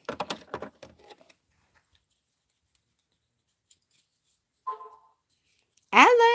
I was wondering if you were here, Miss Mita. Who else is here? Roll call. Who's on tonight? Miss Judy Corrado, you there? Who else? I know there's people that get on here and they just watch. They don't say anything. I like to know who's watching. It's kind of fun. Who's at her sew along? Okay. Go ahead and do the bottle cap. We've got 62 people here. So we've got Miss Annette is here. Gloria, is it Lee Ray? Miss Lee Ray is here. Patricia's here. Oh my God, Patricia, isn't it late? Aren't you Florida? It's late. Miss Fran. There's Miss Cindy. Hi, Miss Rochelle. You've got Rochelle and Penny. Penny, it's late there too. Oh, I guess it's not that late. 7:41. That's not bad. East Coasters, not that bad out there. We've got Miss Trish. Miss Crystal. Miss Crystal, where are you from? Working on the second block. 8:40. Oh, you know what? My clock is an hour behind. And then you're 3 hours ahead. So yeah, 8:40. All right. There's the cap. What's next after the cap? Maybe I should always do nighttime videos. I feel like there's more people here. Okay. So we just stitched out this little puppy. Isn't he cute? A little hat. And now we're going to stitch the bottom one stripe placement line. I is Ocean. And Ocean is Gorgeous. I tried to color match Ocean for my Isacord and I couldn't do it. The only color I had that was kind of close was like 2 shades too dark. So I've been stocking the Ocean. And once I got extra, I was like, I'm taking one. Northwest Georgia. Oh my God, guys, I bought a book. I have not been, so my girlfriend, we did our hike and then she wanted to go to Barnes & Noble's because she was like, I need a book to read. I've been in a bookstore, but not to buy a book for me because I don't have time to read. But I went in and I actually browsed and looked at books. It was so much fun and it was busy in there and I was so happy because I've been wondering if people are reading anymore.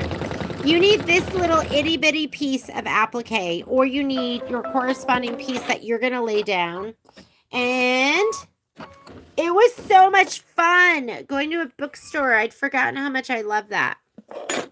And I actually read part of my book, but of course, read on the airplane, couldn't keep my eyes open, only got through like 2 pages and then fell asleep. Hi, Mooms. But I'm reading, you know what I got? I got this book and it is called, what is it called? It's about turtles. And, oh, we got to be super careful. So guess what I'm going to do? It's not going to melt your, this is when I should be using my clover. Because I don't want to, my clover's going to take too long to heat up. Can I put this down later? Or do we have to stitch on it? Let me look. Is there any stitching? I might press this down later. Yeah, there's no, oh, you know what? There's decorative stitching that goes around it. I'm also going to use my Goddess pressing sheet. If I can find it. There it is. I just want to protect, or you could, like, I use my muslin as a press cloth too. Sometimes I'll just fold it back and I'll use my muslin. I put my mat under here, so there's a mat under there. This is my Goddess pressing sheet.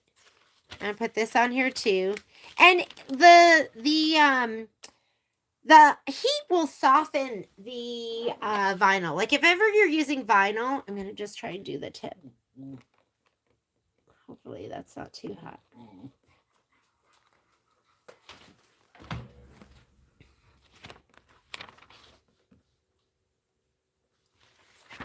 I think he's okay. It's kind of hot for that. If you have your little clover and you can just put it on that part, that's going to be better. Maybe this is one of those pieces that you want to lay down and stitch down and do the true tack down and then the trim because you don't want to melt this stuff. But it's all okay. I didn't lay it down for that long. All right, I'm going to skip the next steps because this step right here, this is going to be the tack down and trim. So on top of the vinyl, maybe you don't want to be pressing down. Although mine are already cut, so I'm just going to do it.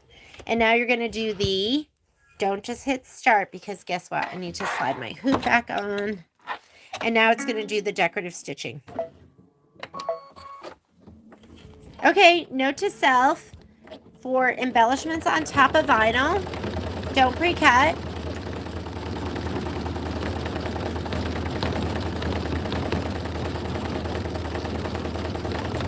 Hang on. Ah! I didn't pull my mat. Ah! We were doing so good! Okay, you're like, what do you mean you didn't pull your mat? Yeah, see? Here, hang on. Let me just rip this out really quickly and then we'll stitch it back. I've been so good!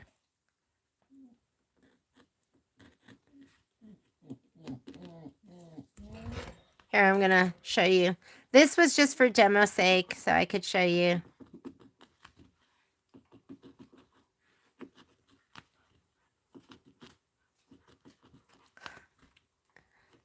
It's been a while, so I guess I was due just as a reminder. It's okay. That's the only thing, the bad thing about having the mat. Every once in a while, I forget. Okay, let's go back to the beginning of that step. That goes to the next step. This goes back to the beginning of the step that you're on. And then I'm going to go, wait.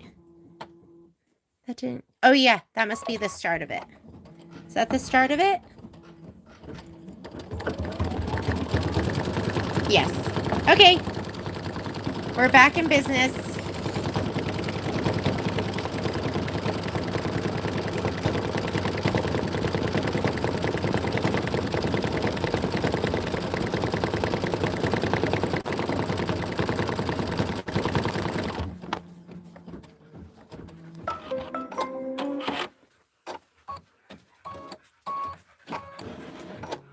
Okay, you're going to place, do the placement line.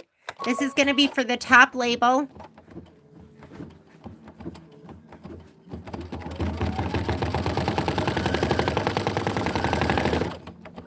And this is going to be your round label.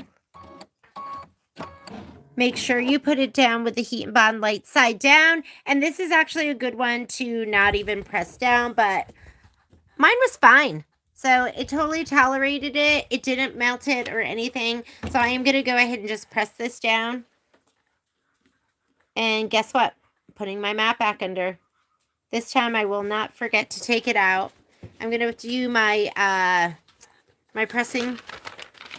And I'm just going to use the very tip of my iron. And this would be a good time to just use your little clover. I'm going to go 8, 1, 2, 3. Hopefully that's enough. Good enough. Okay. Mat out. Mat out. Slide it back on. And this one wants you to do, you're going to leave in the ocean. But I'm going to skip the next step. If you're putting it down and you're going to do the placement and trim, do your tack down right now. And then this is going to be my decorative stitching that goes around the outside border. Make sure that mat is out. Yes! Trish, you always have the best suggestions. Where's my glue? I'm going to touch it. Ah, it feels great. As long, do not press it down a long time. But it seems fine. I'm just going to go ahead and press. But glue would be good too. Yay, Mita! I'm so happy. I wouldn't put your iron straight on this. Take your muslin and fold it over. Use another piece of fabric or something, but definitely put something on here that's going to protect it from the iron being directly on here. That looks so good. Okay, now we're going to stitch the label 2 placement line. Calls for Monarch. Guess what? I'm still out of Monarch. So I am using Isacord 1913, but the Kimberbell color or the Glide color is going to be Monarch. So you're going to go ahead and do your placement line of Monarch. Trish, can you be my official suggestion maker? I knight the official suggestion maker for Kimberbell sew-alongs. You always catch me too when I'm doing something like stupid. I'm just kidding. Sometimes I will push the envelope, right? And I'm going to be like, oh, can we just press it down? Is it going to work? Is it going to ruin anything? Didn't ruin anything. Feels great. 3 seconds. I don't think you want to go any more than 3 seconds. That's the only thing. Okay, go ahead and do your placement line. You should have one more piece of fabric that, oops. This is a placement line. Sometimes when it's a placement line, I don't go back to the beginning. I always go back to the beginning of a tack down line. Yeah, I was seeing if you guys were paying attention. It was a test.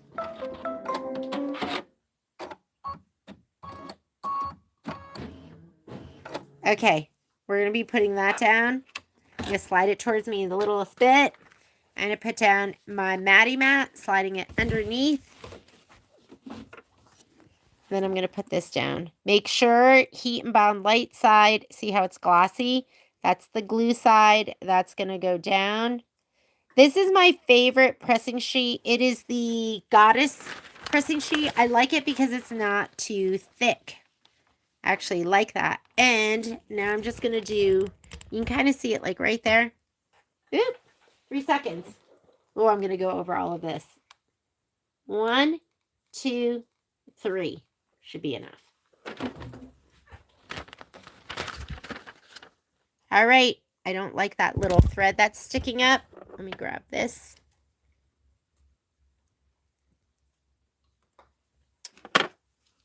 And we're going to skip the next step. Next step is tack down. That's your tack down stitch. I'm not doing that because mine's cut to size. I am going to do the decorative stitching. Let me just look at my book and make sure the color is right. Yeah, it wants you to do Monarch for all of that. So the tack down is in Monarch, and then the decorative outline is Monarch. Just hit, oops. I hit start, and the machine is smarter than me. I didn't have my hoop on.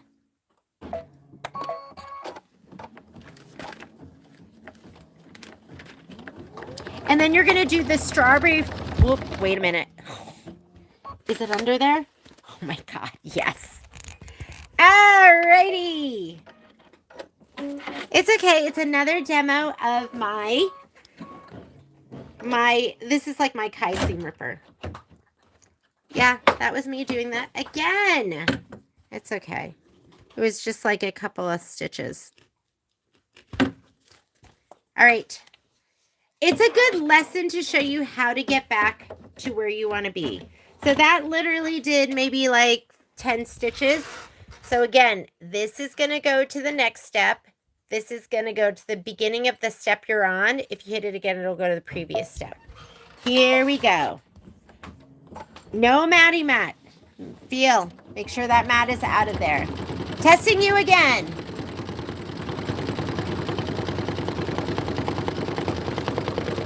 Yeah, this is always a lesson in what to do and what not to do.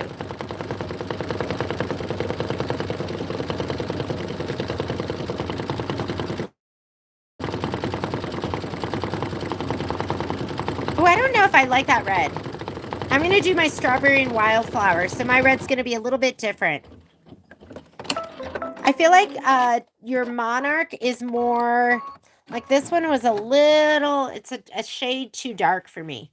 So I'm just going to put wildflower in. Wildflower is my favorite go-to glide red. So I'm going to have 2 different reds, but who cares? It's going to look awesome. And someday I'll have Monarch too.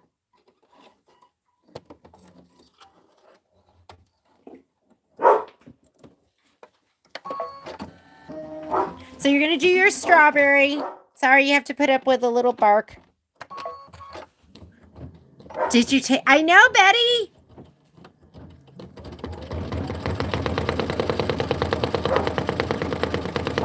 Okay, so you're going to do the strawberry, and then you want to get the clover. Clover is going to be for the top of the strawberry. Hang on, let's shut my door.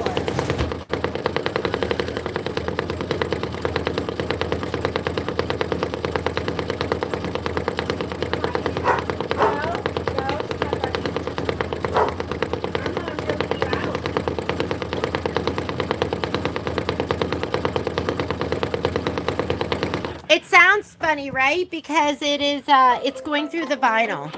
Anytime you notice something sounding funny, investigate. I was like, ooh, is something wrong? But it's just because it's going through all that vinyl. Okay, so it just did the strawberry. Now you're going to go ahead and put in your clover. That's the lighter of the greens. Black for the seeds. Make sure you're not using a thick mat. If you're using a thick wool mat to press on, make sure you're pulling the hoop completely off of the machine. You don't want to be forcing, the hoop up over here. I like the hoop and press ones because they're really thin. And we sell them in sets, and then you can always buy them a la carte too. Like you can just get like a 6x10 or a 5x7.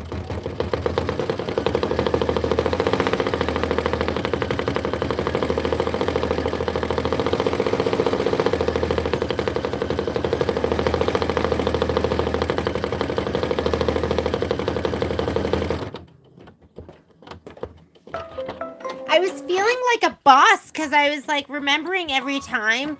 And that's what happens when I get a little cocky. When I think, wow, look at me. I have a great memory. Okay, I'm going to put the strawberry seeds in. That is going to be in, what is that? Buttercup. So grab your buttercup thread. Here we go. Is that so sweet? It's so sweet. Okay, here's my buttercup thread.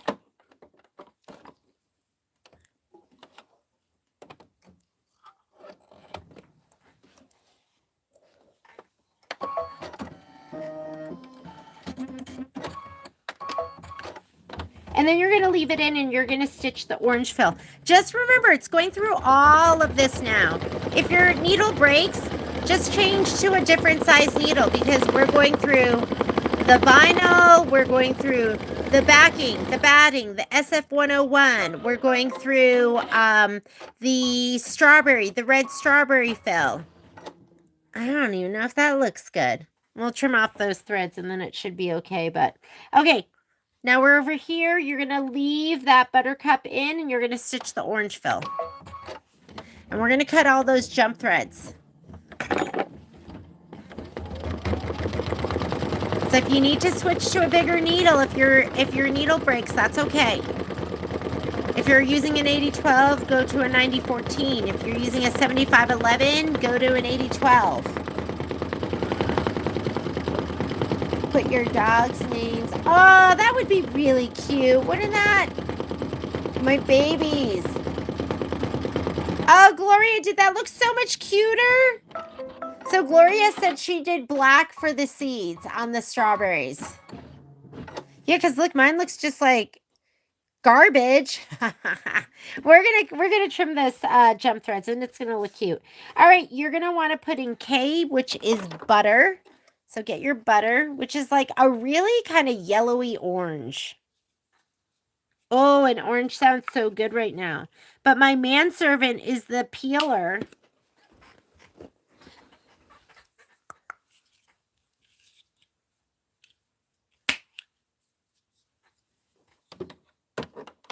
Hi, Miss Kim.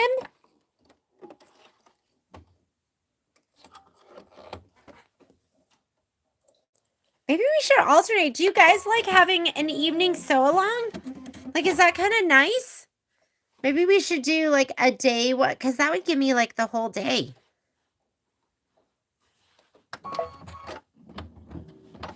Maybe we should alternate evening, day, evening, day. Does he? LaDonna, that's funny. No, he does not peel grapes for me, but he should. But he does. He peels the oranges and then he gives me half.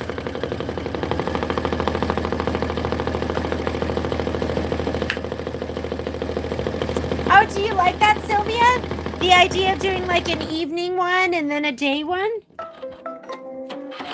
All right. And the last thing you're going to do is you're going to put in your linen. Well, your last thing for this block. Go ahead and put in linen, and it is going to stitch the orange inner rind detail. Yeah. Yeah. You could not watch our time. Yeah, maybe we'll do that then. Like you know what it is I get tired sometimes at night. So, but I mean, this isn't too late for me. Maybe we'll do that. We'll alternate. So next week we'll do an early one, and then the week after we'll do a late one. And 4 to 7, like 4 to 7, because so that is what, 7 to 10. 7 to 10. Oh, all right then. I never asked. I'm going to do that then. Let's go ahead and do that. I like lives.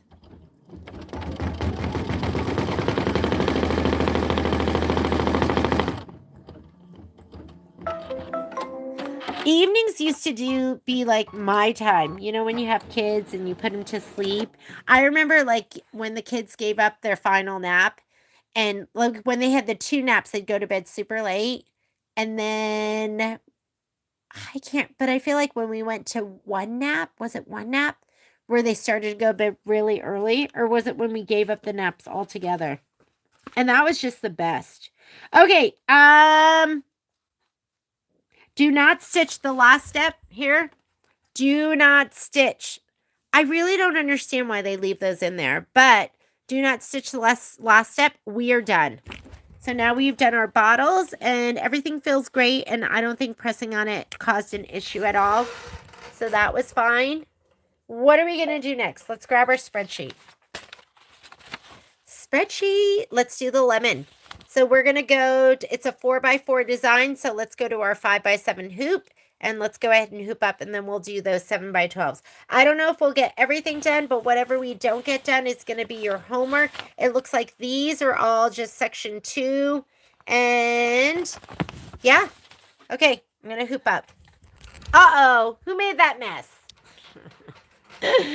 I know. Are you like, how does she do that? I don't know. It is my hidden talent. It's my superpower. I'm going to get my 5x7 magnetic hoop. I was looking for scissors. And then I just dumped everything. I couldn't find my scissors, so everything got dumped. Scissors. I was trying to keep these organized. With scissors in one, and then everything else in the other.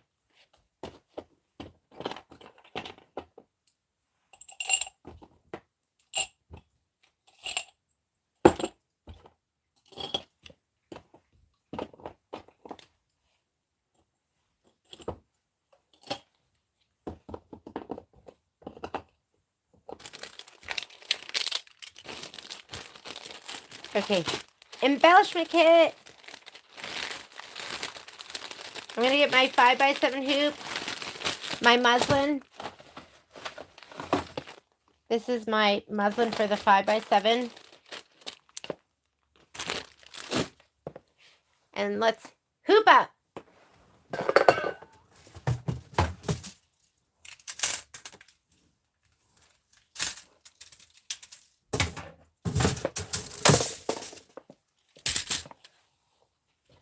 You guys see? Yes, looks like you can see.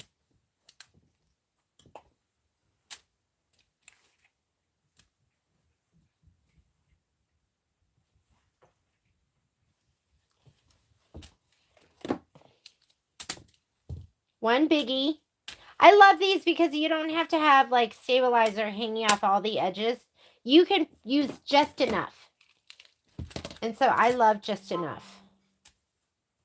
I'm going to make this taut, not tight.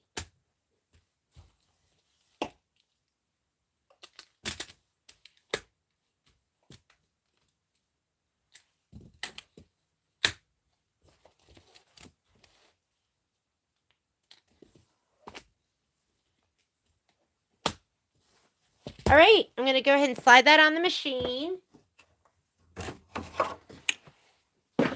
Let's take this one off. This one on. How's the bobbin looking? Check your bobbin. Make sure it's not done. Let me grab my spreadsheet. And Let's see what's next.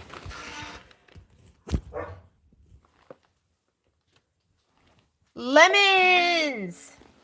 Change to a larger hoop. If you ever get that, it's because my design here is for it's like 8.5, right? And my hoop is not big enough for that. So what do? You just slide it back off. Slide it off. And now I will go ahead and say okay. That's all. Because I'm in my layout screen, so it's really looking at the size of your hoop.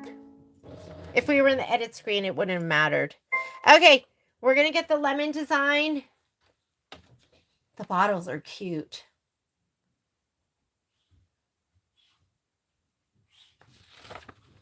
Ready? Lemons! Lemon! Page 16. Let's go to page 16. Here it is. This is what we're stitching. Grab your fabric. Find that. Oh my God. What do you have? Hang on 1 second. Oh no! No. Drop it. Drop it. Drop it. No. Drop it. This is what happens when the dogs are bored. Neck pillow. And this is an expensive one. Oh my goodness. They're usually pretty good. They don't go after stuff that's not theirs, but they had the neck pillow that we fly with. Momo! Okay, we're gonna come in here. They were having way too much fun. You're looking for this design that has little baskets on it, and you want the 4.5 by 4.5, and you want the one that's horizontal so that the design the orientation is right and it's not flipped. So we're going to go ahead and load that. Make sure it's the 4.5 by 4.5 because they have a 6.5 by 6.5. Oh yeah. And we're going to go ahead and set that. And now we want to add the lemon design.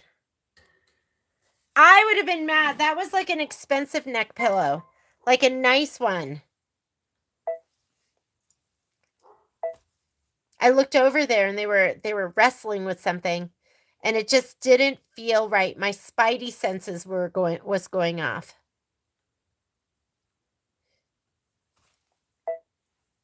I wonder where they got that from. Set.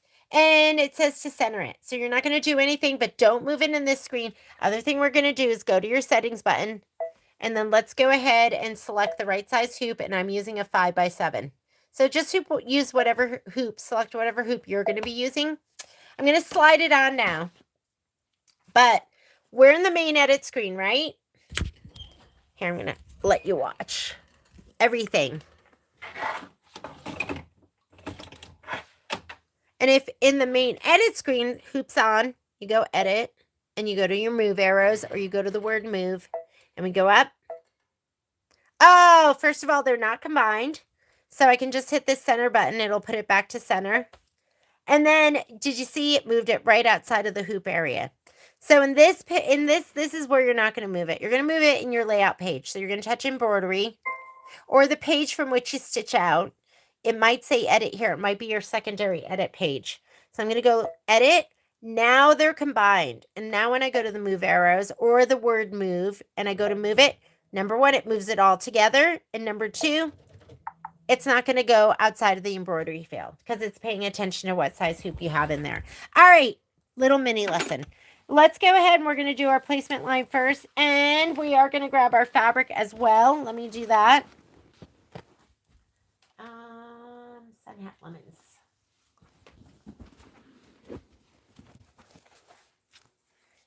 Naughty dogs, right? Here's what you're looking for. You need the fabric, you need the batting, and you need your lemon already pre-cut, or you need the fabric that's backed with SF101. I'm going to grab my Grotto Blue because I'm vibing on Grotto Blue. I had plenty of bobbin left, so I didn't change my bobbin out. I like to use all my bobbin up anyways, but I do a lot of filming, and I don't like having to change everything out when I'm filming.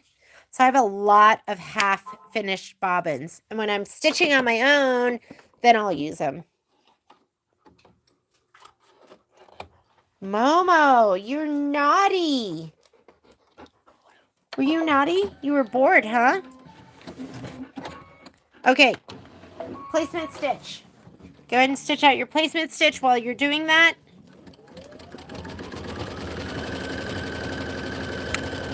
Here's my spray tent all falling over. This is my dry spray tent with a piece of cardboard in that I can just change out. It's a little collapsible spray tent. So this spray doesn't get all over your room.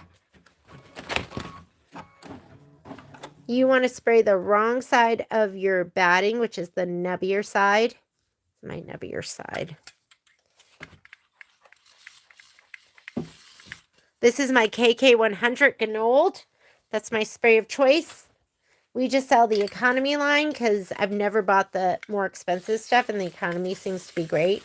And the regular, the other stuff is double the price. And I've never felt like I've needed it. I've never been like, this isn't sticky enough. I think I want to pay double the price. No, that's never happened to me. So go ahead and lay this down. It's pre-cut. How do you know what size to cut your batting to? Whatever size the design is. So if you do this one and it says 4x4 horizontal, you're going to cut your batting 4x4. If it says this one is 6x6, then you're going to cut your batting 6x6. And the other thing you can do is you can look on the spreadsheet, because I've been doing a little tally. Do I have that page? I don't have it on here. But I have a little tally on there that has all the cuts for batting. And if ever I make a mistake and you guys see it, then let me know so I can change it. All right, I'm going to press this down on top of it, and we're going to skip the next 2 steps. If you have not cut your batting to size, look, I'm not even in the right page. This is where you want to go, where you go forward and backward stitches. Okay. If you have not cut your batting to size, you're going to lay your batting down, you're going to do the tack down, and then you're going to trim. Mine's already cut to size, so I'm going to skip that. Placement for the background, I've already placed mine. So I'm going to go to the tack down. Remember, blue is placement, gold is tack down. Blue is placement, gold is tack down. So we're going to do this tack down. Do a color you can see. Do not do white, because you have to fussy cut to the line and it's harder to see. So you want something that stands out, and you are going to be, this is approximately your cut line for the square. So you're not going to see this. It's going to get sewn into your seam.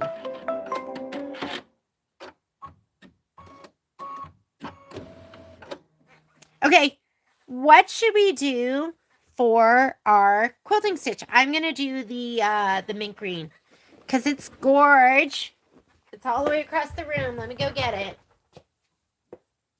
I have all of these fun colors too, and I just ordered the rest of them.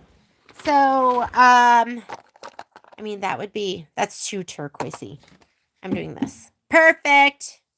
This is color 6053. And you can get these big spools, but these are big. This is like 6,000 meters. Each one of these is 200. But I don't want you to ever think this isn't enough. That will go a long way too.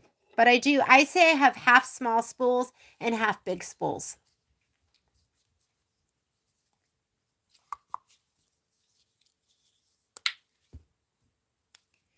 I've just been putting these on my vertical spool stand.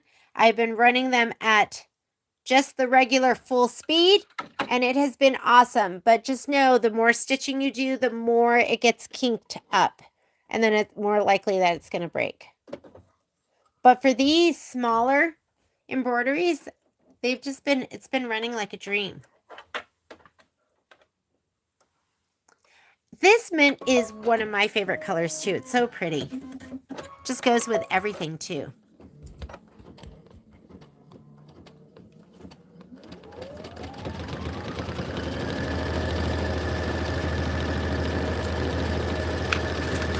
Okay, what's next?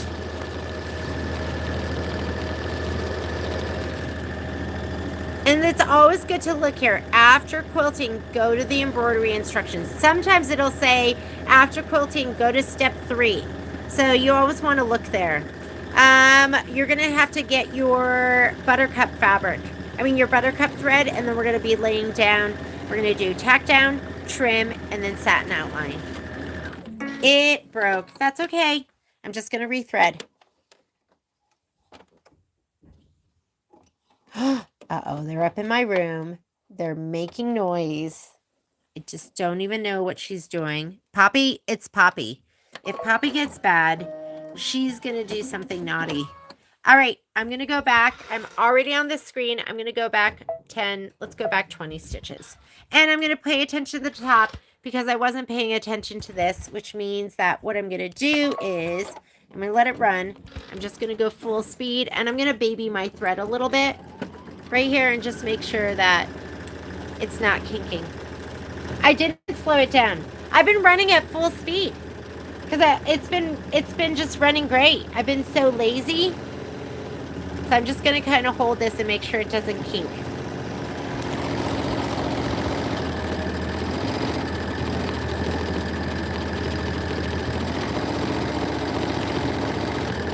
Yeah, it's barely been breaking, and I've just been running at full speed.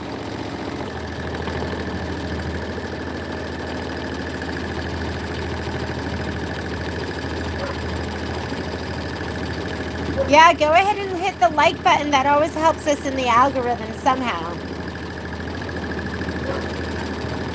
Uh-oh. Momo's barking up there, and usually that means he's tattling on her.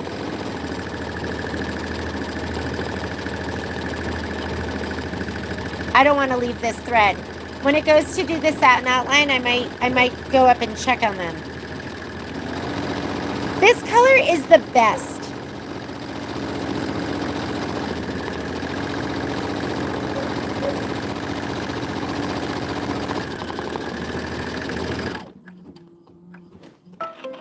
And it did it. But look at this. Like, look at what a coily, kinky mess this is. Can you see that? So, when I put it away, I'm going to kind of uncoil it. Okay, Momo. Hang on a second. We're going to go ahead and put in our buttercup. Let's put in buttercup.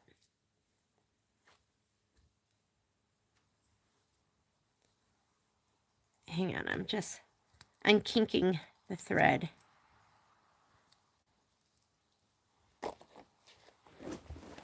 Buttercup.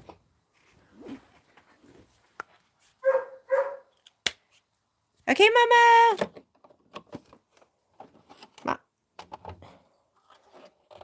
I was just going to tell him I was going to be right there. I was like, okay, I don't have to tell him that right now.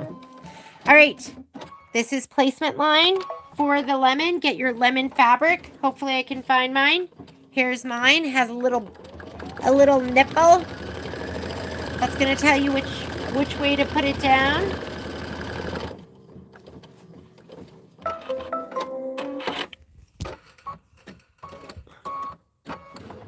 I'm going to slide this forward. I'm going to put my mat under here. I'm going to remember to remove the mat. I will not forget the mat. I will not forget the mat. I will not forget the mat. I'm going to put the iron down. 1, 2, 3, 4. I will remove the mat. There it is, showing it off to you, proving that I can remember. Slide this back on. And I already have buttercup in there. And the next step right here is to stitch the lemon satin outline. Feel. Make sure the mat's not there. Sometimes I'm like, did I really do it? Go ahead and do the satin outline. That is going to take... Oh! We're going to skip this step because this is the tack down and I do not need that. And I already started into it. So I'm just going to hit this. This is going to go to the next step. And there's my satin outline. It's 2 minutes of stitching. I'm going to run upstairs for a second. I will be right back. And then we'll be ready to do the next step, which is going, if you guys get there before me, you're going to do the stem fill in aloe.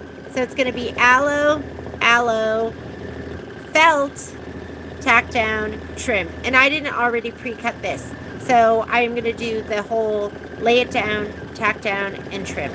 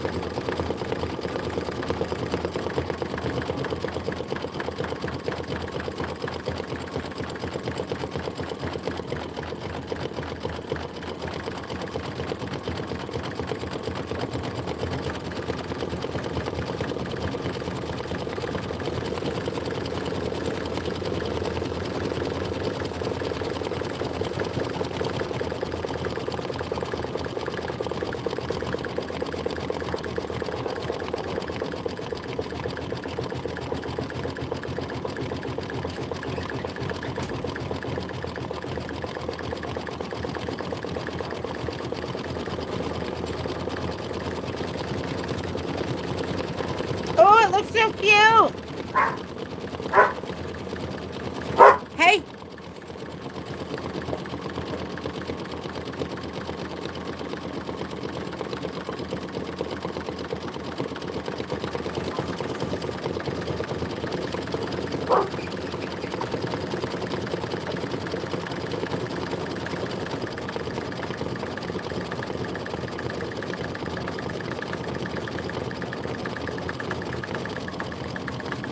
I love this fabric. It's so pretty.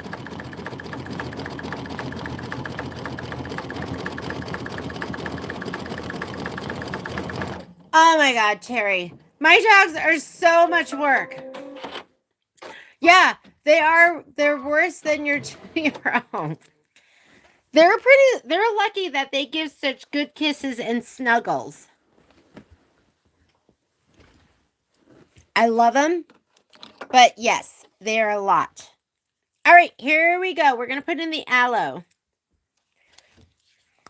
I see other people with their dogs and their dogs are all relaxed, and I love it when they tell me their dog's lazy or their dog just wants to lay around. I'm like, oh my God, that is the dog I need.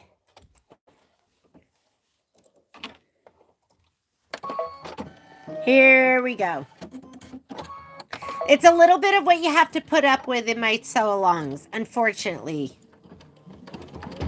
This is going to be the little stemmy stem. And you want to get out your green felt.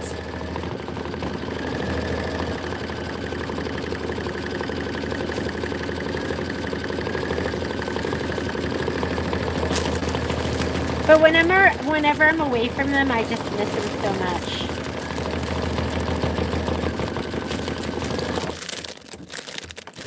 We're doing green felt? Yes, green felt. You have a lighter green and you have a darker green. And this dark green, you have several sheets of it. So I just want to make sure. Let me look and see if those... Let me look at embellishments.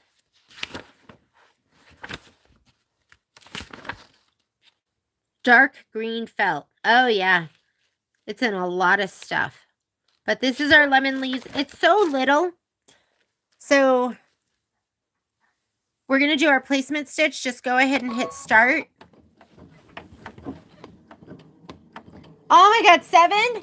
Lita! 7? If I didn't have to get some stuff done tonight, I would take him out on we would go hiking after this. Okay. This is, I want to say like felt is kind of grippy. So I'm just going to lay this down. I am not even going to tape it. I'm just going to make sure I'm a little outside of that line because you want at least 1/8 of an inch outside of that line. You're using the same aloe. It's going to stitch it down and do the tack down and some shading. And then we're going to go ahead and trim it.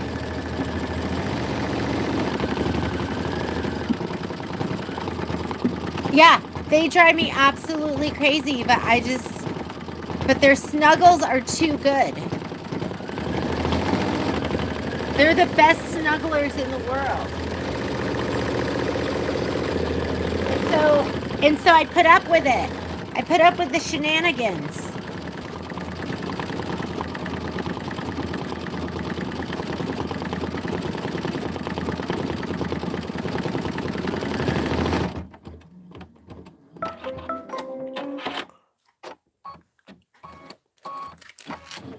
Okay, you're going to trim the felt as desired. So I'm going to go ahead and slide this off.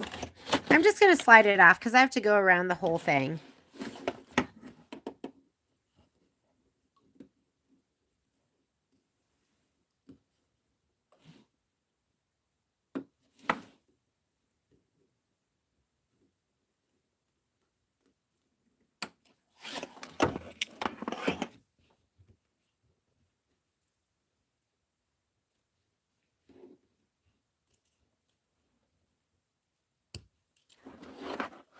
So I would trim just outside of that stitch.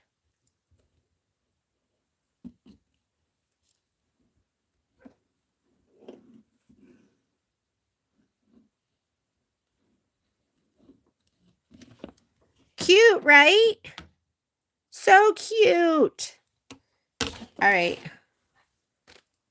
Yes, they're unconditional. They just like, I can be out of the room for like an hour and it's as though they haven't seen me for two years. All right. So we just finished that. Last thing we're going to do, so we just trimmed the felt as desired. These are raw edge appliques. And the last thing it wants you to do is stitch the peel detail. Remove the block from the hoop after you're done, not right now. So go ahead and put your linen in. So we're going to put this color in and it's going to do some detail right there on the peel. Mita, how are you doing? How's your lemon? This is Mita's first Kimberbell quilt. You're going to be such an expert. All right, I'm going to go ahead and put this on. Thread her up.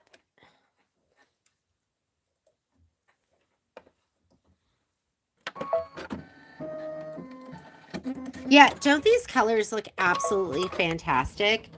Like just the tealish turquoise print, and then this like, you know, this gingery dark yellowish mustard yellow with the lighter yellow, and then that green felt. It just looks so good. And guess what? Then we're done with this one. What's next? I think we're probably going to have time to stitch one or two more. At least one. Maybe we can start the next one.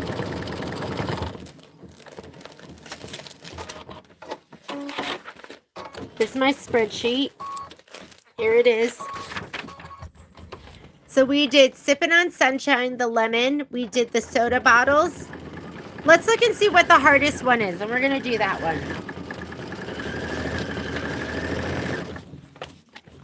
Lemon. Okay.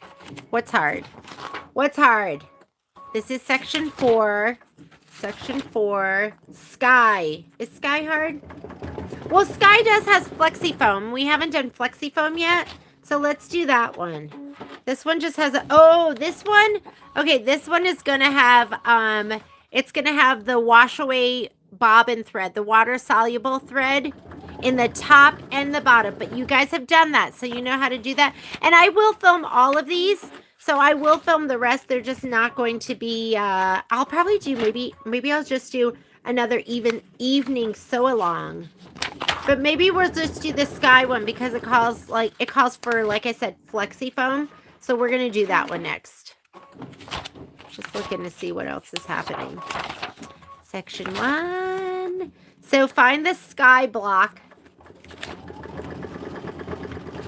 Do we have any baskets? When do the baskets happen? Soda bottles. Refreshments. Ooh, grapes. Do grapes have flexi foam too? Nope. No flexi foam. Okay. We are going to do just the sky block next. And that one is that one done? It's saying to us. Okay, you're going to go to page 22. That's what we're stitching out next. It's saying you are going to want to cut all those jump threads. See all of those? Those do not look pretty. So to cut your jump threads, where are my tweezers? I have these tweezers too, which are really, really great. Like these. So go underneath one. Don't forget, you're going to either use your hook, these with the hook on them. You're going to go under one side, cut, hold it up with your tweezers. Make sure it's nice and taut. Oh, these aren't good for this. I can't get a good grip. Need something that's going to have a good grip.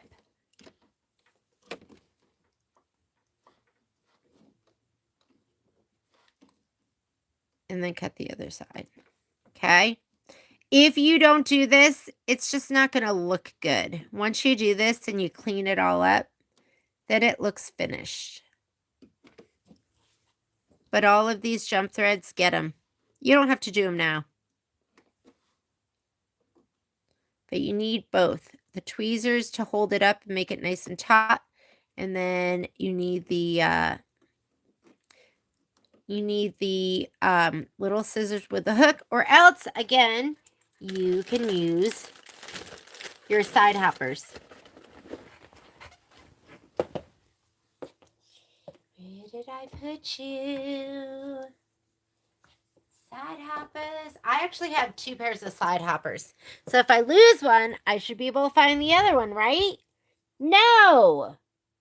Wrong. I don't know where they are.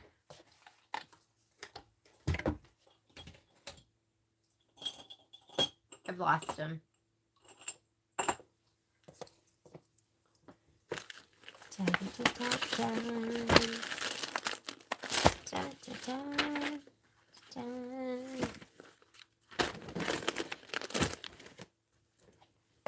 Okay, can't show you my side hoppers, but you guys saw it. You get the picture. All right, let's go ahead and hoop up. Now, you know how you need to trim those jump threads so it looks good.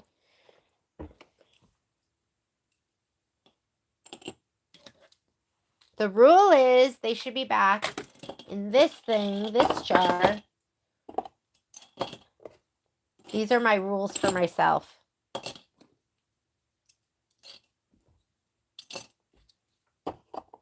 Just got to tidy up each time. Alrighty. Let me grab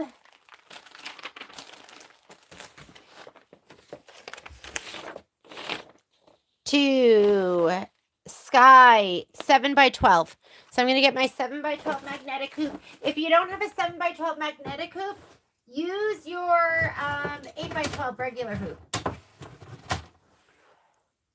Where did I put my 7x12? Okay. Here it is. Yeah, just use your 8x12. What size is the actual design? It is 6.5 by 8.5. Once you add the background quilting, it becomes 6.5 by 8.5. And I like 11.5. Is this 11? 11.5? Is this too wide? No, this is good. All right, here we go. 2 littles on the top. I'm going to steal these.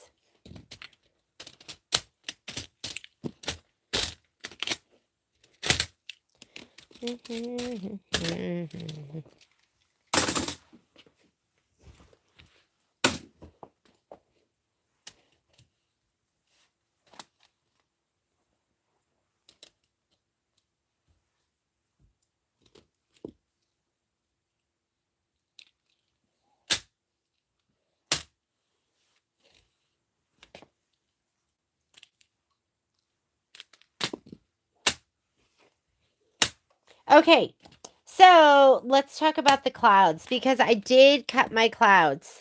I cut them on my scan and cut. And after I cut them, I said, oh, I shouldn't have done that because it's going to go over the flexi foam. So they fit perfectly over. And flexi foam, I worry about that melting as well. So I did keep the rest of my fabric, and I am going to lay it down and do the tack down. So I would recommend, if anything has flexi foam, that you do not pre-cut that. Don't pre-cut it. I guess if it's going over vinyl too, don't pre-cut it. Although that worked out fine. I think that was okay. I'm just folding this up. And then I'm going to clip it. Da, da, da, da.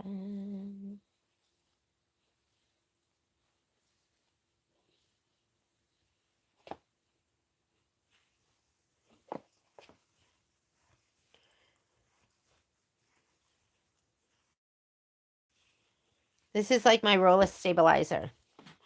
And clip it down here. One time I didn't clip it, and like Poppy kept coming over and like stepping on it, and then the machine was trying to stitch and it was getting dragged around and holding the hoop. Okay, I'm going to slide this onto the machine. My bobbin looks good, so I'm not going to change out my bobbin. And let's load our design. How are we doing? Haven't been looking at your comments. We'll come back to them.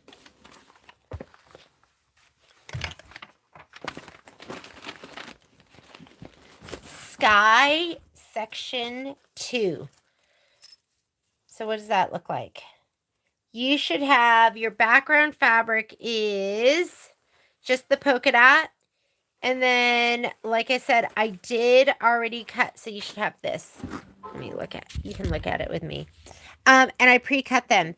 But I'm worried that the puffy foam or the flexi foam is going to push it up. And so they're not going to sit right. And maybe the stitching isn't going to catch the edge. So I'm going to go ahead and I will do the placement and the tack down on this, and then I'll trim. We could try one and see how it works out, but I'm pretty sure the other thing you can do, do any of you cut these and just make them a little bit bigger to go around the flexi foam? Like, what do you guys do? So let me know. Tell me in the comments what you guys do. All right. Here we go. I'm going to say okay to this. I'm going to go to the home button. That is going to clear my screen. Did Flex Foam come in our kit? Did it come in the kit? I have not even checked. Let me look. Flex Foam. I feel like it usually comes in the kit. Huh, I'm not seeing any.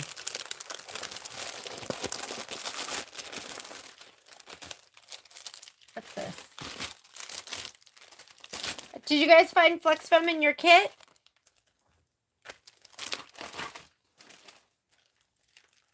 I didn't get any either, so it must not be included. Let's look at the back. Yeah, I'm not seeing Flex Foam. Micro velvet, felt, vinyl, mylar, no Flex Foam. You guys have to add your own. Okay, let's talk about Kimberbell Flex Foam.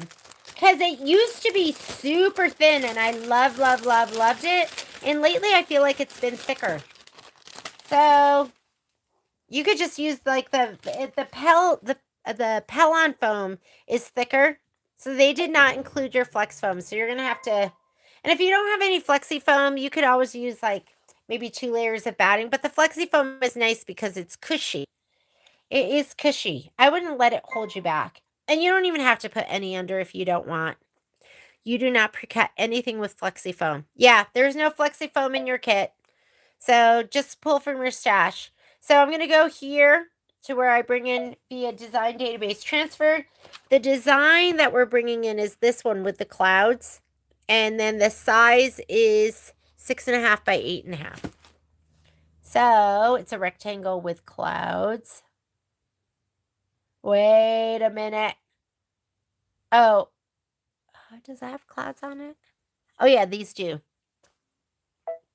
There's kind of a lot of stitching. And that's my 6.5 by 8.5, but it's going to look like that. It has the clouds and it has the sun. So there's a lot there. All right, I'm going to go ahead and set it. And then I'm going to add. And I'm going to add to it the cloud design.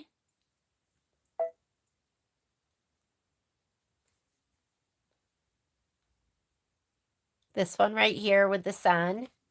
I'm going to hit set. And I'm going to choose my hoop size because I had the 5 by 7. So go to your settings button. It's either the cog wheel, the little, that little thing, or else it's the notebook paper. And I'm going to choose right here. And you might have to arrow through. On my machine, I can just push up and down. I'm going to go to 7 by 12. Just choose whatever size hoop you're using. Would glitter white vinyl be a good substitute for the clouds? I feel like you want the contrast on the white fabric, on the cream colored fabric. So I don't know if I do. I think maybe you could do, this color or a light blue, but I would do something other than white on there. I guess I think I think it would be too much white.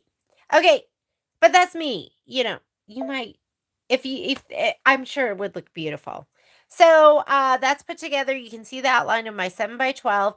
Don't touch anything here. I'm going to touch embroidery.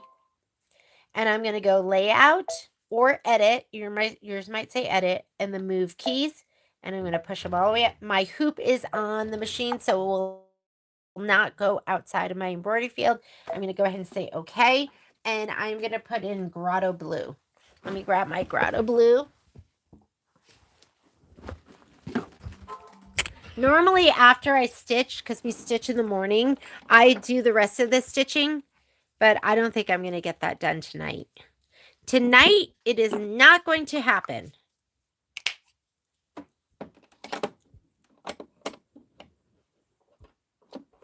I don't even use a spool cap because look, it just feeds off effortlessly. If you're using a spool, always use a spool cap. But if you're using a mini cone, as long as it's not making a big mess, you don't have to use a spool cap. If you do use a spool cap and it fits inside the end of your thread, then you should use that one. Do you guys know which one I'm talking about? The little gray one? I don't have one to even show you. I dropped my tray the other day and everything went flying and I haven't found everything yet. Okay, spray. Get your little spray tent or glue. Get your glue, your Aley's glue, you could use your,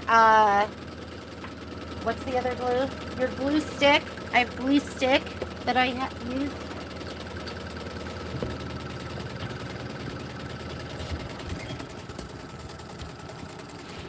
Here we go.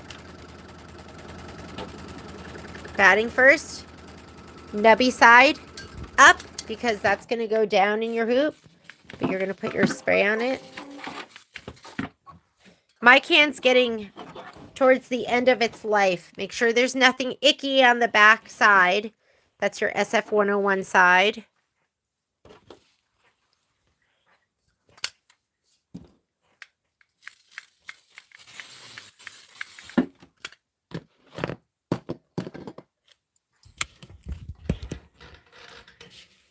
I'm going to lay this down. It's the wrong side. Make sure there's no icky threads, bright threads on the top. Even like the white threads. This can like shadow through. Take your background fabric that has SF101 on it.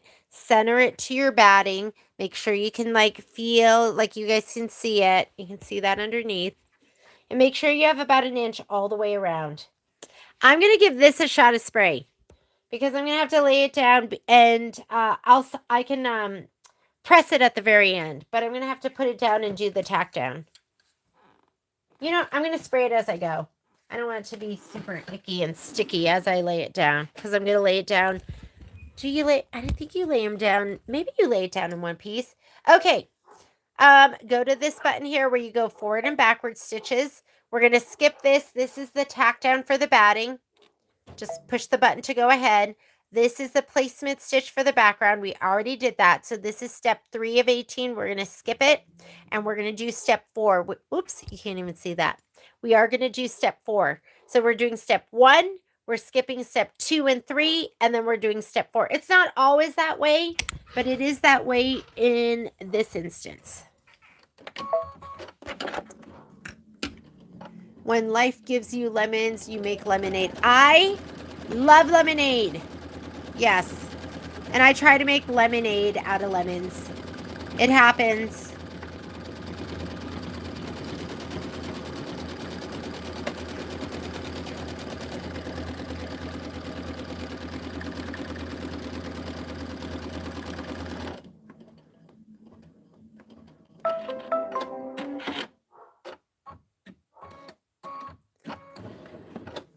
All right, do your background quilting. I'm doing purl, and I'm happy to do purl right now, a regular thread, because this is a lot of stitching, and then I'd have to like babysit my hollow shimmer, but go for it if you want to do a hollow shimmer or some other thread. And I'm putting in purl. It calls for linen. Again, I really like to do purl because it's a shade darker than the linen, and I just think it looks nice. I gotta go get my mangy mutts. You guys just have to put up with him for 13 more minutes. Now, until we finish this block. All right, I'm gonna go grab them.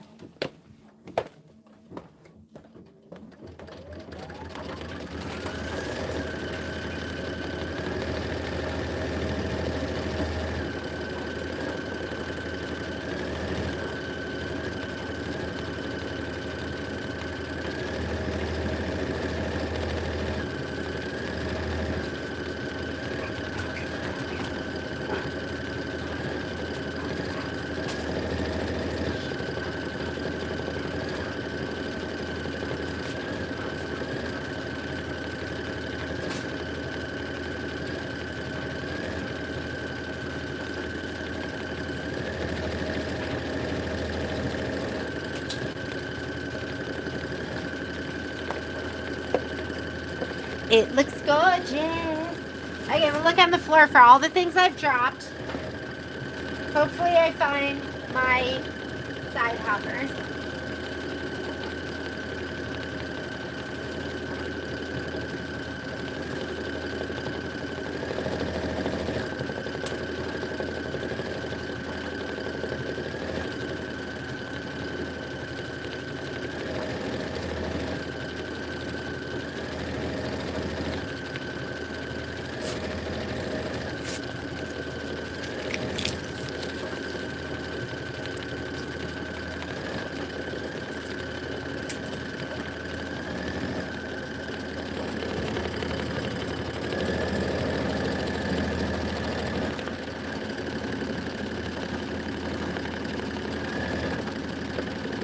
Yeah, you guys can come here and watch this one, and then you can stitch with Becky, or you can go back and forth and in between.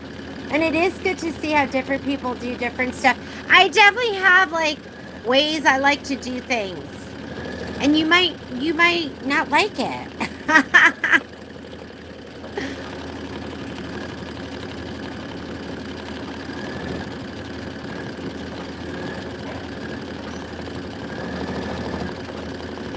We'll see you, Gloria.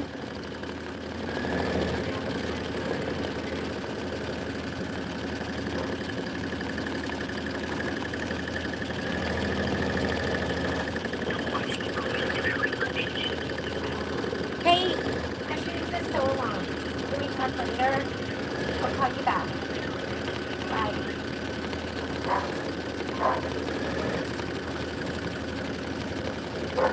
Okay, after this, they want you to do the flexi foam. So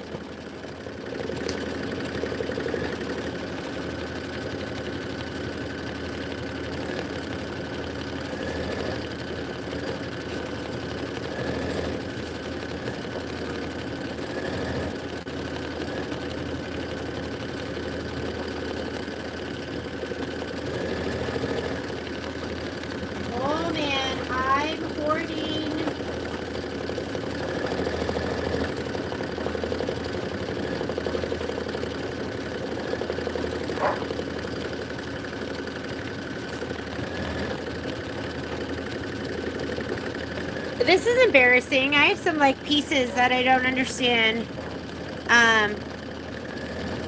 Like, am I really keeping this? Yeah, I did.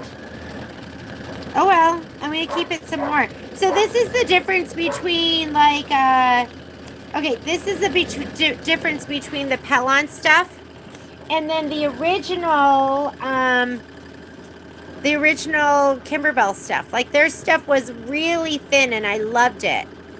But lately their stuff has been thick, so I don't know. I'm not sure what you're gonna get when you get the Flexi Foam.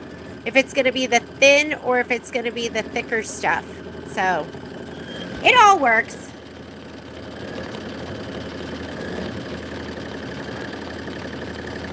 So go find some foam. You have something in your room. If you don't, you could just do, you know, it doesn't make a difference. You don't have to do the foam. It just makes it a little cushy. But I can't say I've honestly, like, noticed it where I've been like, oh my God, that Flexi Foam. Wow. You know what I mean? Like, if you don't put it in there, you're going to be fine. You're going to go, oh, it's just as cute. But it does make it a little more cushy with the Flexi Foam. Okay. So it wants you to go ahead and do the placement line for the Flexi Foam. Now the placement line for the Flexi Foam and the tack down is going to be a little bit smaller than the placement and tack down for the fabric. So what color does it recommend? It wants you to put in mercury. So get your mercury. Oh, you can't take it anymore, Momo? Okay, I'm going to give you love and attention as soon as we're done with this block.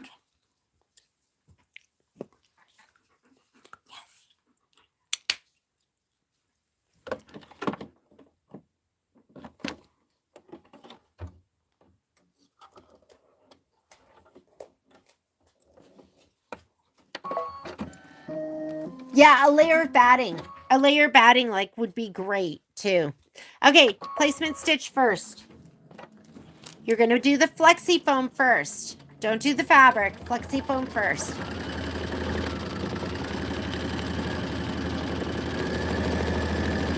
Oh, you know what? It'll be okay.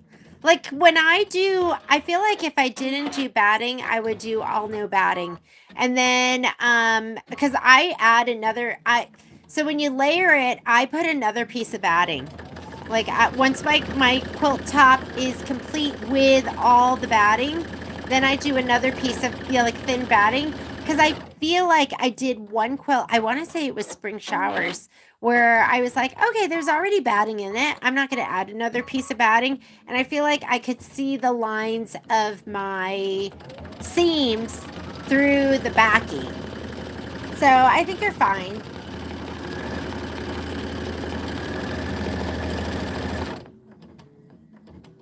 Yeah, use batting. Absolutely. Go ahead and use the batting if you don't have the Flexi Foam. It'll give you some dimension. Dimension. All right. I'm not laying down one big piece. I'm going to lay this down and cut and lay it down and cut. And I have leftover stuff, so I'm going to use this stuff. I guess I could do that one. Where's the topmost? So I'll do this one. Okay. I am going to look at this piece. What's this icky thing I have here?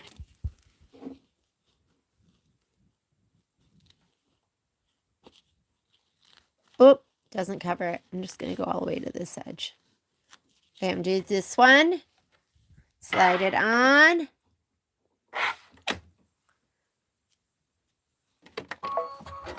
Grab your little spatula, because when it gets to the edge sometimes,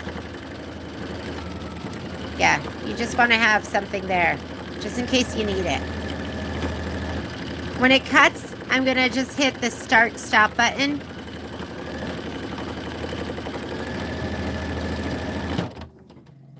And then I'm going to trim. You want to use your curved scissors when you're doing this kind of stuff. And you can use your snips too. The snips will cut through it. Snips will be enough. Sweet Pea Design just said to layer the bookcase quilt with backing and no batting. Yeah, I like to use a layer when I did it with no batting, like and it's not like you're looking at the quilt from the backside that much, but we have it hung up and I hung it up high and I could see the back and I did not like it. And that's the last time I ever did no batting in between.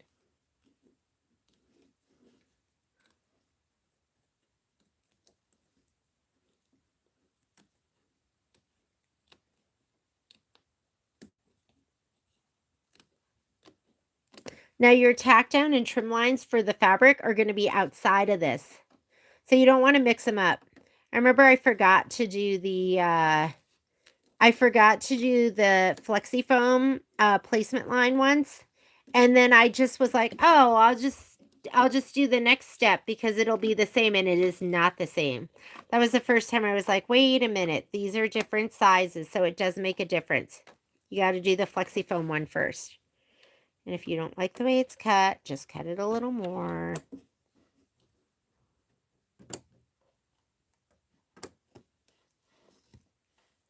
Okay.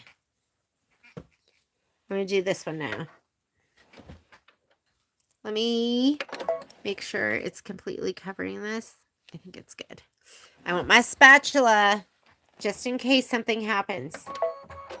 And in case something happens, you can just always just hit the start stop button.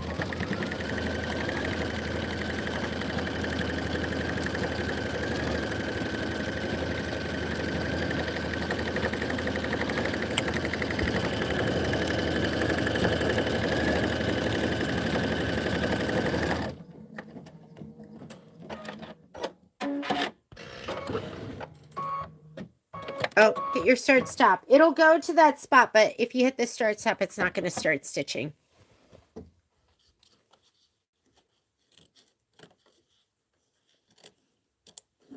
Okay, sorry, my hand's going to be in the way for a little of this.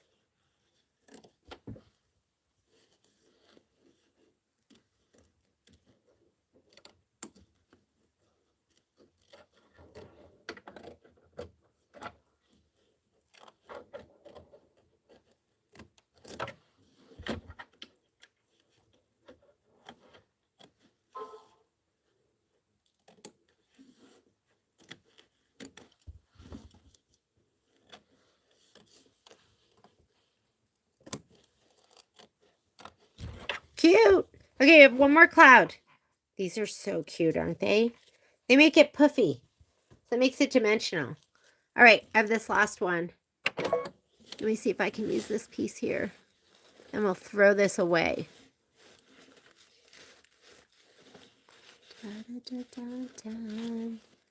I think this is going to cover it. Let's hope. Where's my spatula? Hang on. I need that just in case. There's a lot going on. And this is the cushier stuff. So the cushier stuff is a little harder to... The thicker it is, it's a little bit harder to work with.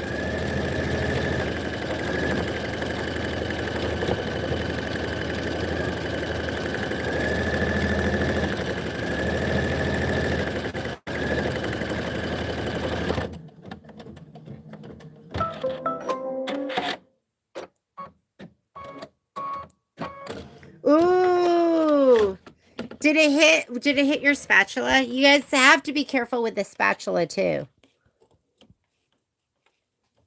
I've broken a needle on the spatula, but I haven't hasn't been a big deal. But you want to make sure that you're careful with that too. It's just better than your finger. Sometimes we're so tempted to just reach in there. Should I throw this away? I should, shouldn't I? It's my therapy. I'm going to throw it away. Because I am not a hoarder. Well, I'm a hoarder that can throw things away.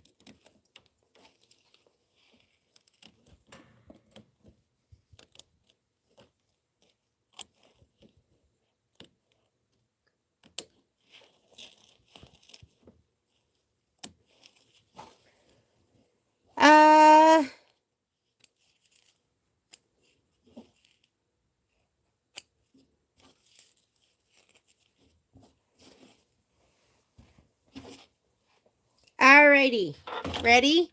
Let's see. So now you have your flexi foam down. And now it's going to do a placement stitch for the clouds. Guess what? I'm skipping that because it's just going to be right outside of that. So here's my next step. You know it's placement because it's going to be in the sky blue. I'm going to skip it. And I'm going to do the tack down. And again, I'm going to have to do this in steps because I already cut it apart.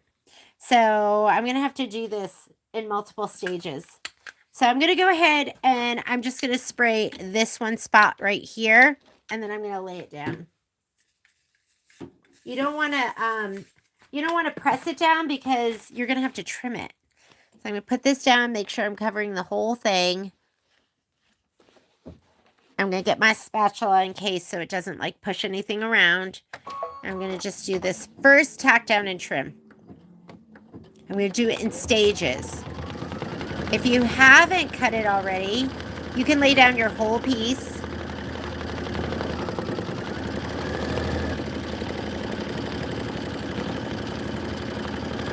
I am not doing the daisy kit as a sew along. I just don't have time. I'm so sorry.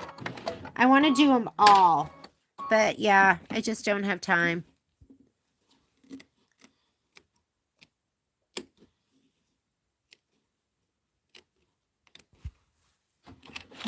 So now I'm going to trim this. And if you have the whole thing, you can just lay down the whole piece. But I pre-cut. And then I realized. Then I was like, wait a minute. Oopsies.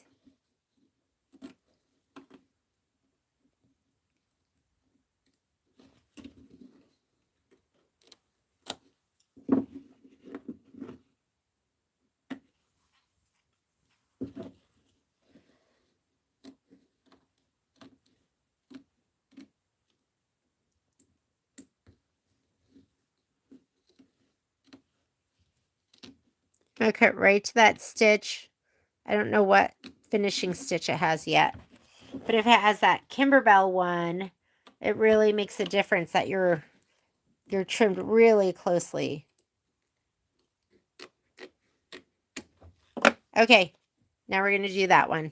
So I'm going to go ahead and spray the fabric. I'll just go ahead and spray that corner right there. I guess we could have just, it probably would fit if I had done it, you know, if I laid this down. Oh, maybe it will. I'm going to spray the whole thing.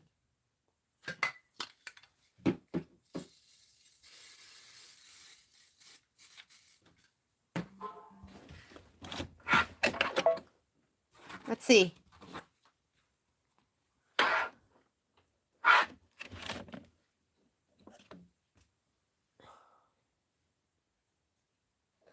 Yeah, that works. I think we're good. Okay, we can stitch the rest down. If you don't want to be wasteful, you could do it one at a time, but I think this is going to work.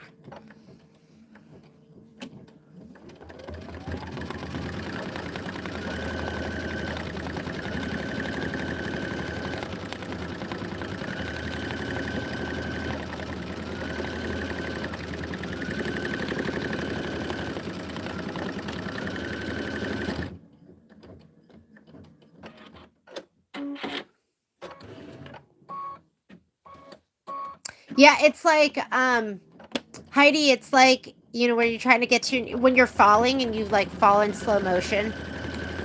You're like a pinball. You hit like everything. You're trying so hard to like not fall. Sure, it's just like that, right?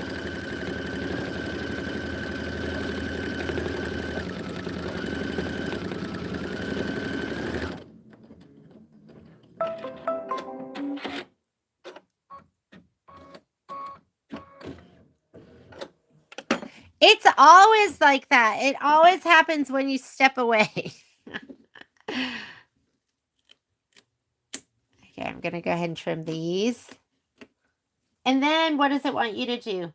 After you trim them, then you're going to do your cloud tack down, stitch the cloud satin outline. So just go ahead. Oh, so it's a satin outline. So you don't have to be as perfect.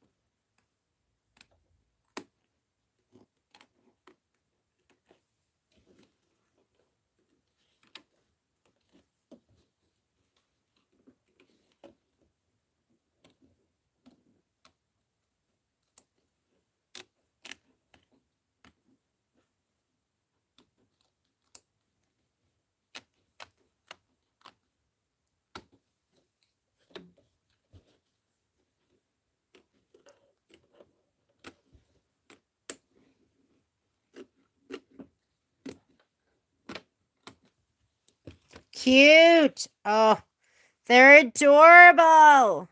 These are so cute. Yeah, you want a little cushion there. So make sure you find yourself some flexi foam. All right, you're going to leave that mercury in there, and you're just going to stitch out the decorative stitching. You don't really have to use your spatula now. Everything should be kind of held in. And then after you do that, then we're going to go ahead and stitch the sun placement line, and we're going to be laying down the yellow felt. So get out your yellow felt. It's going to be this right here. And you're going to want, the cloud detail is going to be an ocean. So you're going to do this outline, and then we'll do the cloud detail in ocean.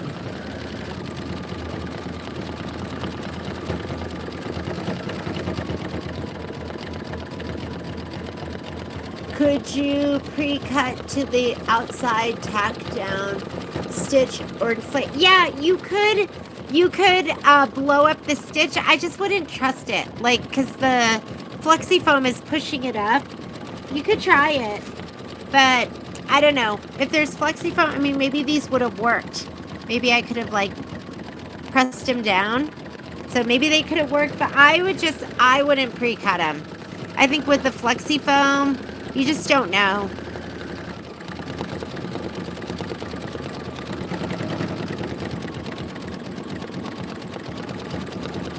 Oh, Lita, we're a fun store to work at.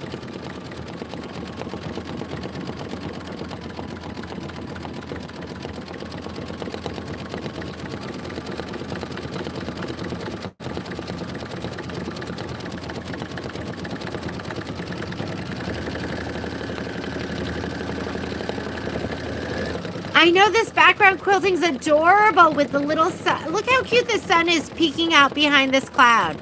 And then this sun over here, too. I love this block. It reminds me of like a little... I had these, when I was in middle school, we had this place, what was it called? And you would go down there and buy like your bus ticket if you wanted to like take the bus to Hartford. And they sold these, it was like a little gift shop too. And I could be making this up. But I would buy these little balloons. They just had stuffing in them, but they were probably like this big. And they were probably this thick. They had like cushion in it. And I hung those on my wall. And I would buy, like, whenever I had money, I'd go and buy a new color. So I'd have a bunch of balloons. And this reminds me of it because it's kind of like cushy like that. I would buy balloons and these like Harlequin clown posters. And the clowns had like big eyes.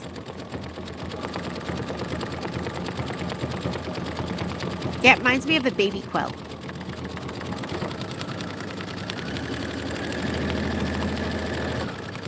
You use 6001 HS for... Oh, does it look so good? So which color is 6001? What color is that?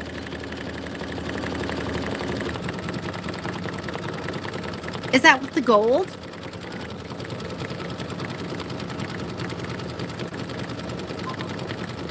Like a high loft batting would be good in here too. Like if you don't have flexi foam, but you have like high loft batting, like that really like thick stuff that you go, what do I do with this?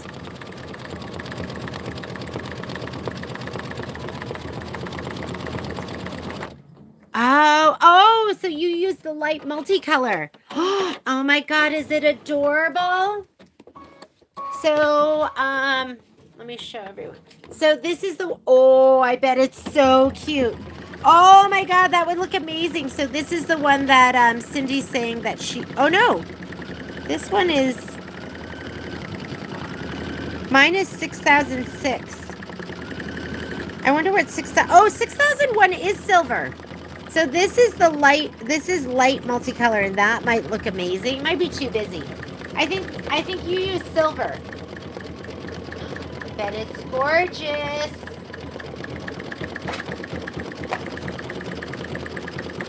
So this is 6001. Which is the, oh, look at that.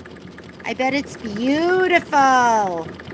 You're gonna have to post a picture of yours.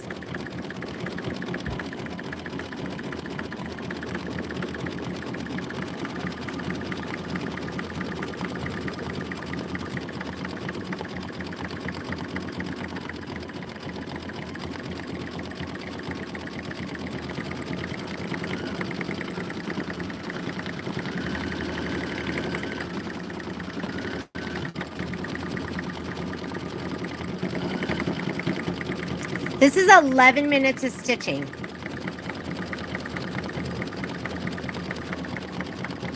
So you're going to need the yellow felt. You are also going to need, oh, if you're doing the button, guess what? You get to skip steps 10 through 13. It's like chutes and ladders. So if you're going to do the real button that comes in the kit, skip these steps. Otherwise, you are going to stitch these. I am going to be using the button, so I am just going to stitch here up to step number 9, which is hickory, and then I'm going to skip all of those.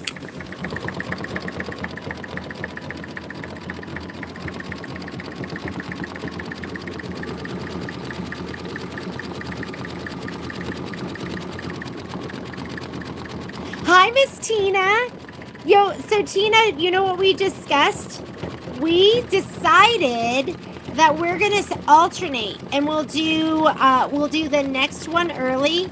So section 3, we'll do my regular time, which will be from like 10 to 1, and then we're gonna do another evening one. So we'll do another 4 to 7 my time, Pacific Standard Time, which I know is much later for you guys on the East Coast. It'll be you'll be 7 to 10.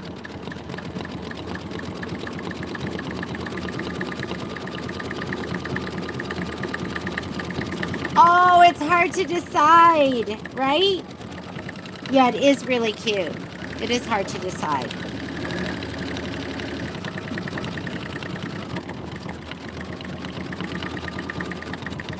We're about a little more than halfway done with this part.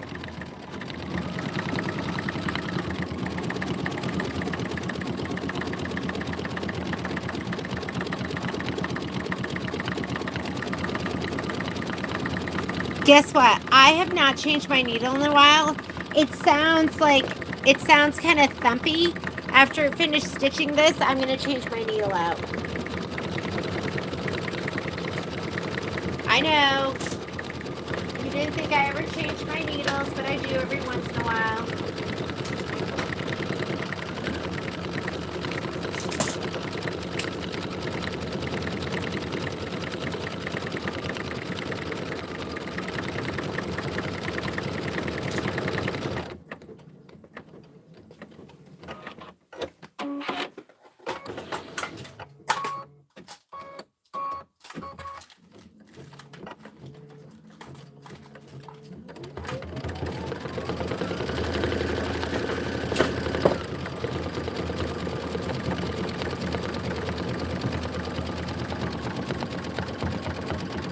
I know. New needle. I'm going to put one of these in.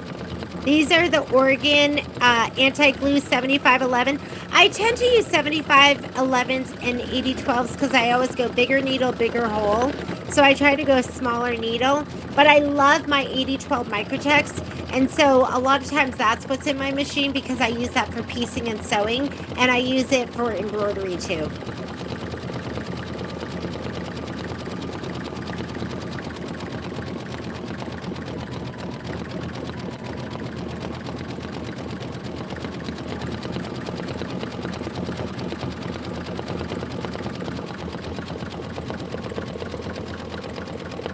Really? You can tell by your satin stitch? Yeah, anti-glue. So, I think they have like a special coating on it, so it makes it so it doesn't get all gunky. And I do use spray, but even when I'm not using spray, I just use the anti-glue needle. These are my favorite needles. The other thing I love about these needles is the color of them, because they're this like gunmetal color. So I never get these confused with my like regular needles. So this is like a regular silver. Ooh, you like that? No, anti-glue here. So this is a regular silver needle, and then these are the gunmetal ones. So those are the ones I use the most for embroidery.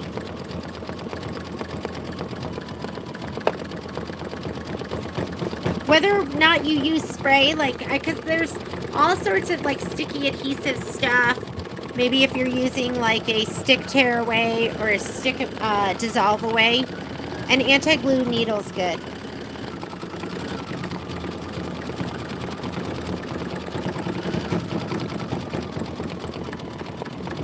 And now I've lost my needles. Now here it is.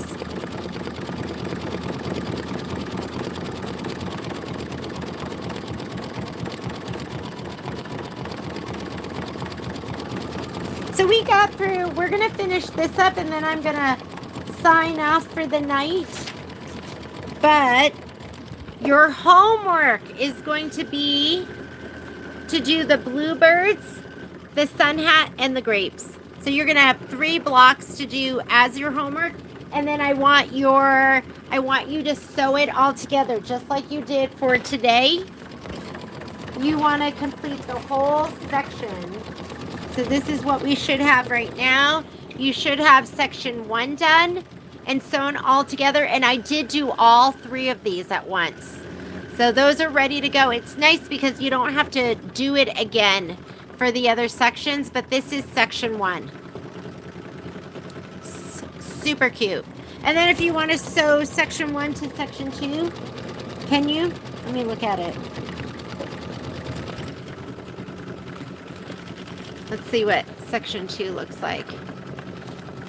Oh yeah, you won't be able to because you're going to have to do section 2 and then sew it to section 3 because section 1 goes all the way down this side. Section 1, this will be section 2, section 3, and section 4. Where's this piece thing? Maybe we should start off with that next time. Okay, let me change out my needle and then I'll look at it. All right, I not only use... where is it? I not only use this for the screw over here, but I also use it on my hoop, and I also use it right here on the needle screw because I can kind of peek in there and see where the screwdriver is and then match it up. And then you know it's not going to slide off. This should never be loose enough for you to undo by hand. If it is, your needle's going to shake off in your embroidery. If you've ever had your needle fall out, it's because, oh, look at this is an 8012 Microtex. I can tell because it was like orange and purple. But do you see how the color is almost worn off? Wait, let me see if it'll focus in. I don't know if you can see that. The color is almost worn off on it. That's how used it is. Sorry. Oh, well. Let me see if I can show you another needle where the color is not worn off.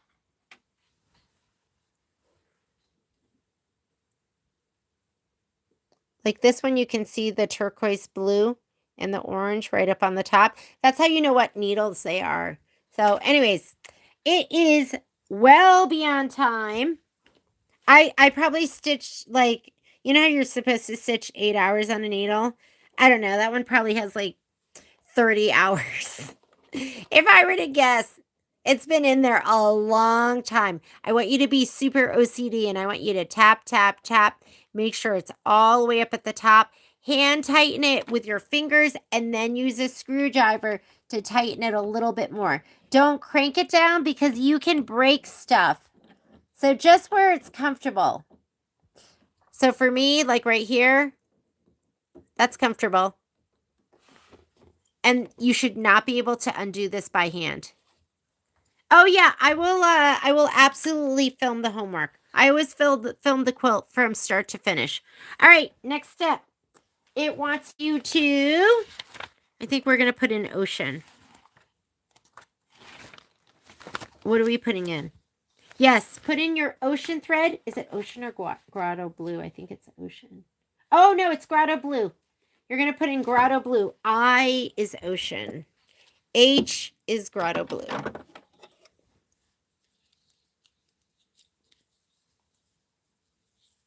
Yeah, I always film the homework. Because I'm doing it anyway, so I just film it.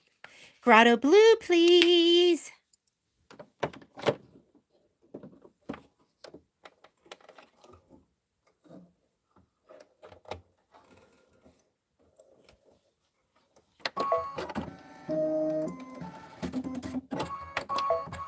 Okay, here's your cloud detail. And then we're going to do the sun. So you're going to need your buttercup and that yellow,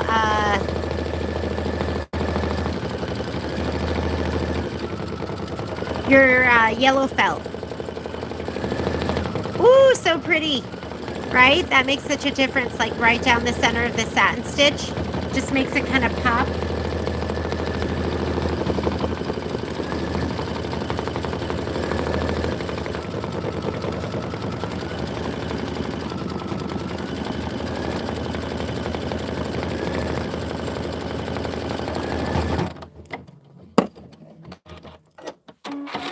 Yeah, I'll probably just do it one evening this week when I get home from the store. I would say towards the end of the week, just because I have a lot of catching up to do. Okay, if you've emailed us at our store email, you have not gotten a reply. When I was in the airport, I was like, you know what? I haven't checked the store email in a while, and Patrick was doing it, and I looked and I was like, oh my goodness. We have not checked this in so long. And then I texted Patrick and I went, have you been checking the store email? He said, it's been a long time. So I apologize.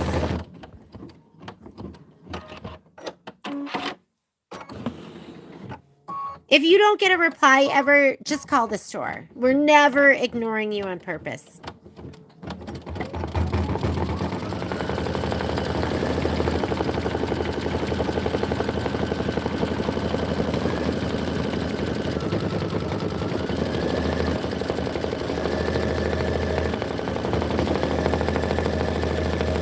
Cute.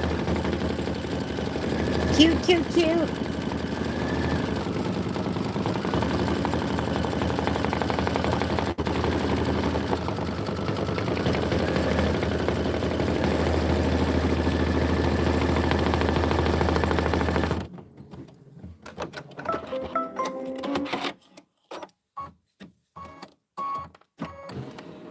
Buttercup, please. We'll see you later, Miss Sue. Have a good night. Miss Sue, I didn't realize that that you and Diane were related until you did that last order, and I was like, oh. She's probably logged off. Yeah, sometimes I figure out you guys are friends or you're mother and daughter. All right, I'm going to give this a little shot of spray. Or I could just lay it down, but it's kind of big, so I'll give it a little shot of spray. Not even sure how big it's going to be.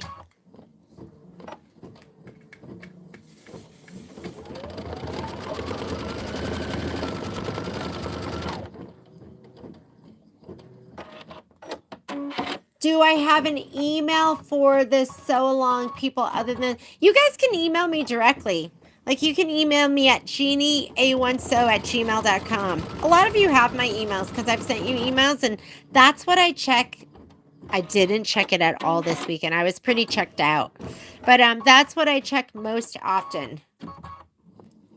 But we're gonna I think we're gonna just give the store email to Graydon to check, and she can just filter the emails and then funnel them off to either myself or Patrick or whoever needs it. So we're gonna get better at it, but I apologize. That is, like, it can be neglected sometimes.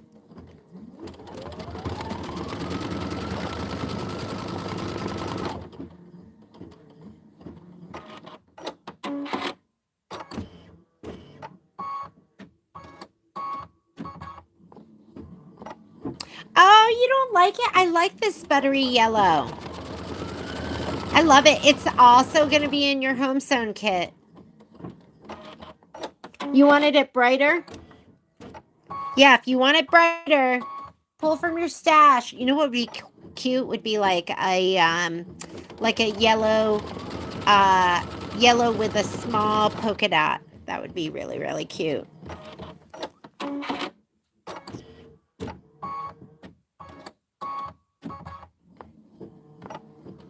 It looks like it's going to have adorable stitch on top of it. That it's like a decorative stitch.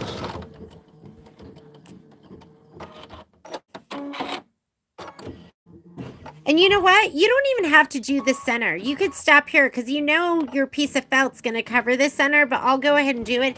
If I was just like stitching by myself, like I probably would have done this and maybe around over like 75%. And then I go, okay, I know where it's going to go. And then I would have just stopped.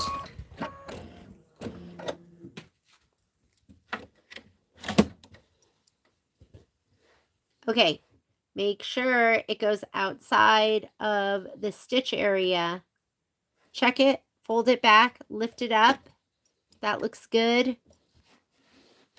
Ooh, sorry. You guys didn't even see that. So I was just like peeling it back and looking and making sure it was outside of the stitch line. And make sure you're about 1/4 of an inch outside of all the stitches.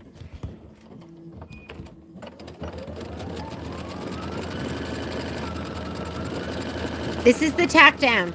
So now I'm doing the tack down and the trim. I always tell people, for me, our store is like a snowstorm. And if I stop shoveling, then it's going to be really hard to catch up. So I like to shovel every day. I like to work every day. Oh my God, that stitch is so cute. It's like little flowers. Do you guys see it? It's adorable. So cute.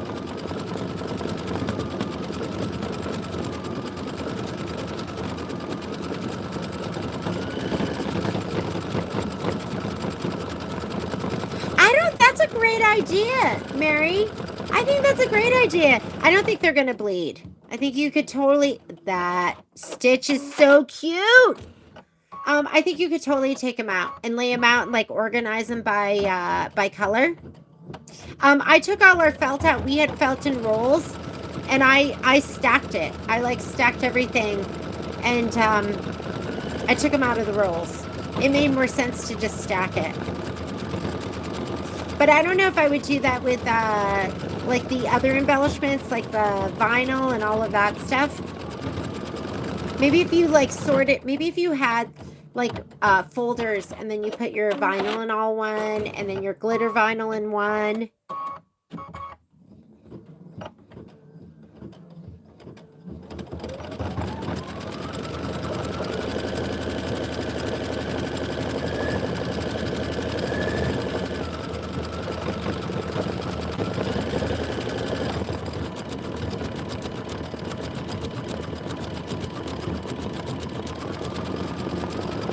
This quilt is really, really sweet.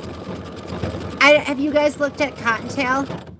Oh my God. Cottontail's so sweet, and it looks like a little vintagey. Like the fabric looks entirely different than I think anything Kimberbell's had.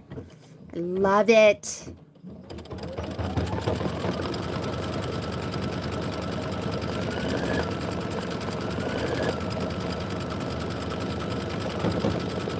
A cardboard yes, a cardboard magazine box.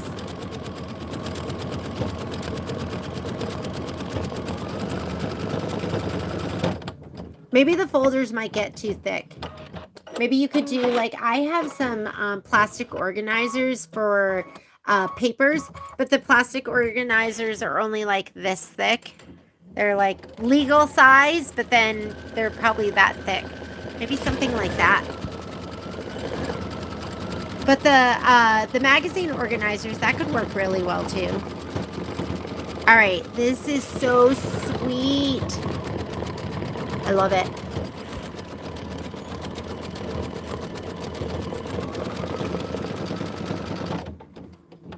Oh yeah, you could do that and separate it with comic book board. Has everyone bought comic book board? Because you're like, I'm going to put all my fabric and wrap it on the comic book board. I bought it and then I never wrapped it. And then I just, actually, I found it at, I found like a whole slew of it at, I don't know, I was thrifting. So like Goodwill or something like that. And then I never end up using it. I just donated it right back. So I hope whoever bought it used it.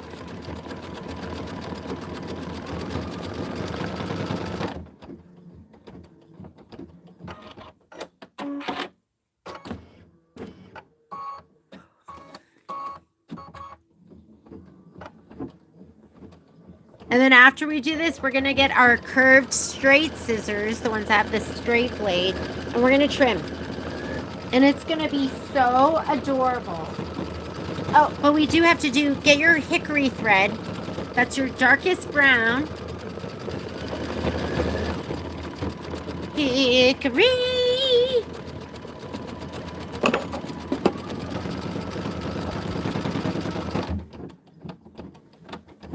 And we're going to trim.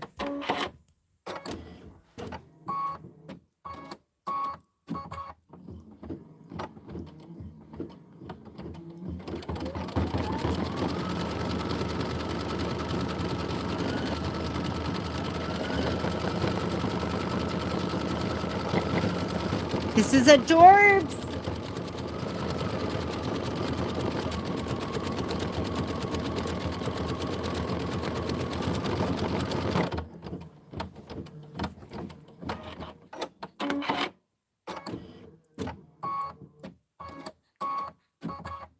Last one.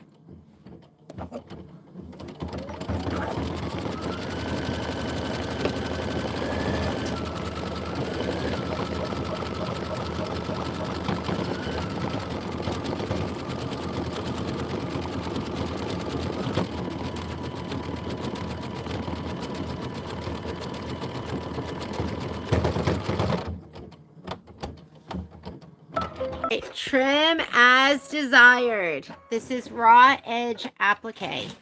You gotta trim first before you do the hickory.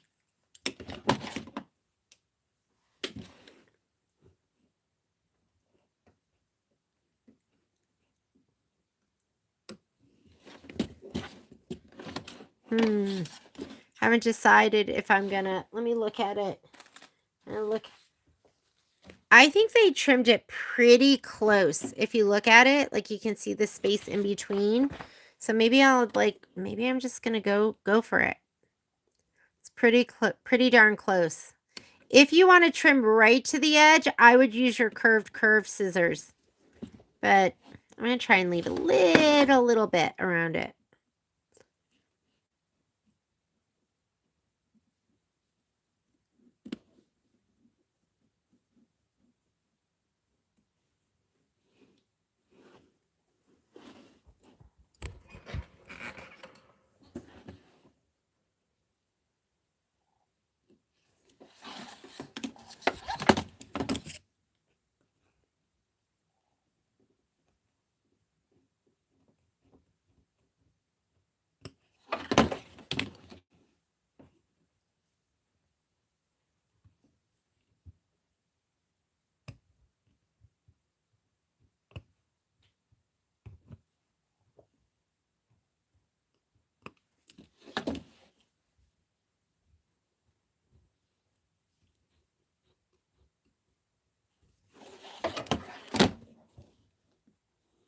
Take your time, make it pretty.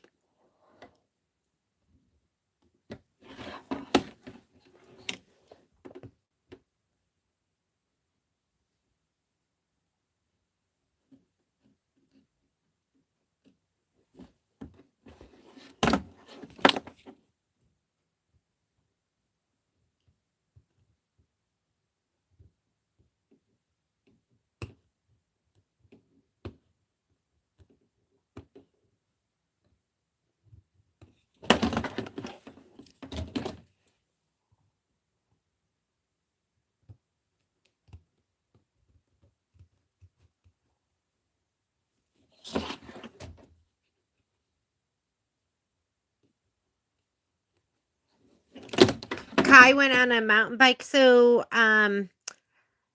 Patrick doesn't do as much as he used to, but he used to do a lot of night rides. So he would come home and he has like kind of high intensity lights, and he would go riding out in the hills behind our house. There's mountain lions out there and stuff, so I never really liked him doing it. But he would always come back and be like, "Oh, I saw this and I saw that." So Kai went last night, and he said that's not for him because he said he was scared the entire time, and he saw a porcupine. He's in Salt Lake, so he saw a porcupine, and then he said he saw 2 burrowing owls. He said they don't even move out of the way. He had to like stop his bike and kind of shoo him off of the trail. And then he did not see any mountain lion, which I was happy about.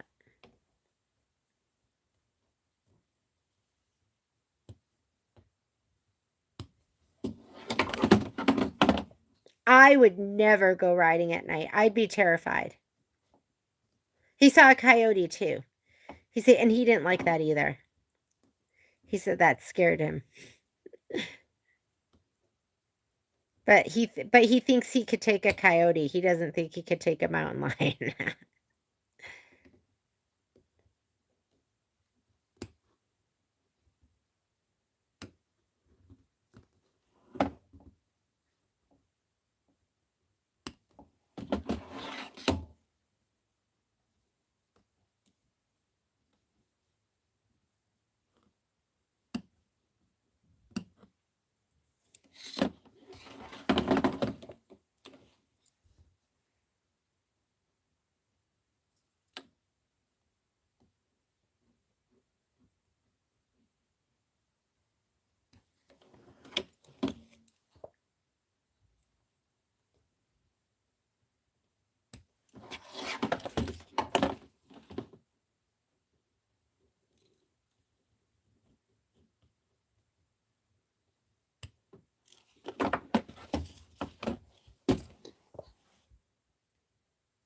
I haven't been looking at your messages. I was so focused.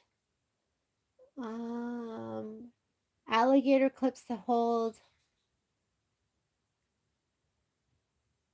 Oh, they have clear storage bins that work for your stitching on the sun is so pretty. Yeah, mountain lions are scary.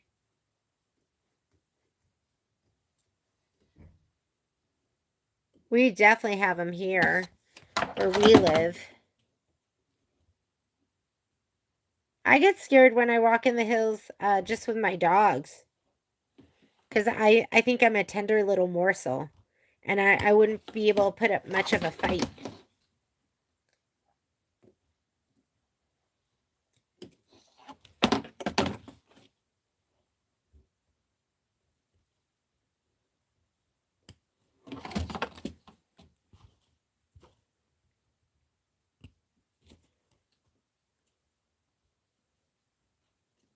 Yeah, the stitching in this sun is spectacular. It's really gorgeous.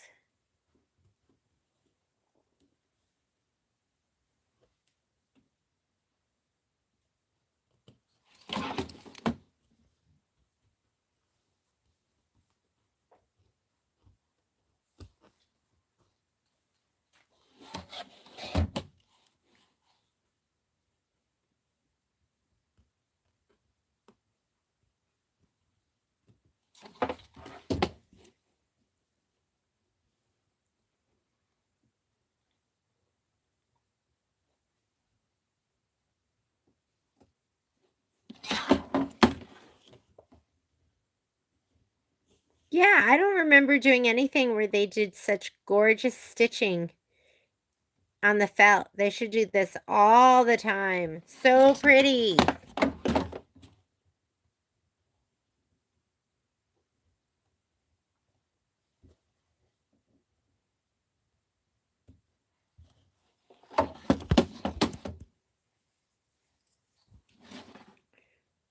Okay, and you just play with it, and you trim it down however you want. That's mine. And I think it looks pretty good, just like that. Yeah, I'm happy with it. I love, look at that. Is that like spectacular? Looks so good. Okay, last thing we have to do, slide your hoop back on. We're going to do the hickory stitching. And that's going to be the little, like the little trail that comes after the butterfly. So hickory thread.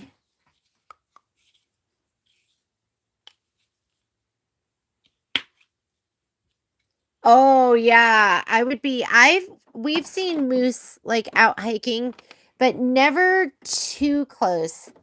But I would not mess with a moose.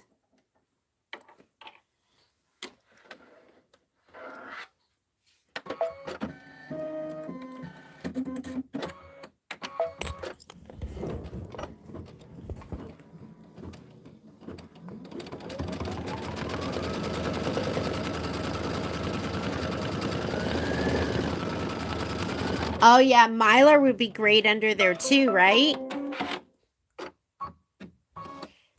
And that is it, because you are going to, from your embellishment kit, you are going to pull out your butterfly. Of course, I can't find my buttons. Who knows where they are? Oh, here they are. You're going to do the butterfly button, and he's going to go right there. Or you can go ahead and stitch them. If you want, the next step's going to be stitching out the butterfly. I'm going to be using the button. So I'll be sewing the button on. Otherwise, you're going to be stitching out those steps. Those look wide. I don't know if I'm going to be able to sew those on. Probably not. I think I could sew this one on, but the other ones look too wide, so I'll be hand sewing those on. But that's not that bad. That is it. So we are going to adjourn for the night. And next time we get together is going to be next Monday. We're going to do our usual time, 10 to 1. But the time after that for section 4, we're going to do this time, which I thought was great. So we'll get together the following week at from 4 to 7. Hopefully some of you that don't normally get to join us can join us. And if you need anything, just reach out. We'll be back in the store tomorrow. Thank you so much for being here. I need you guys. Otherwise, it's hard for me to stay on task. So I appreciate you guys joining me. And have a great night. I'll see you guys later. Bye.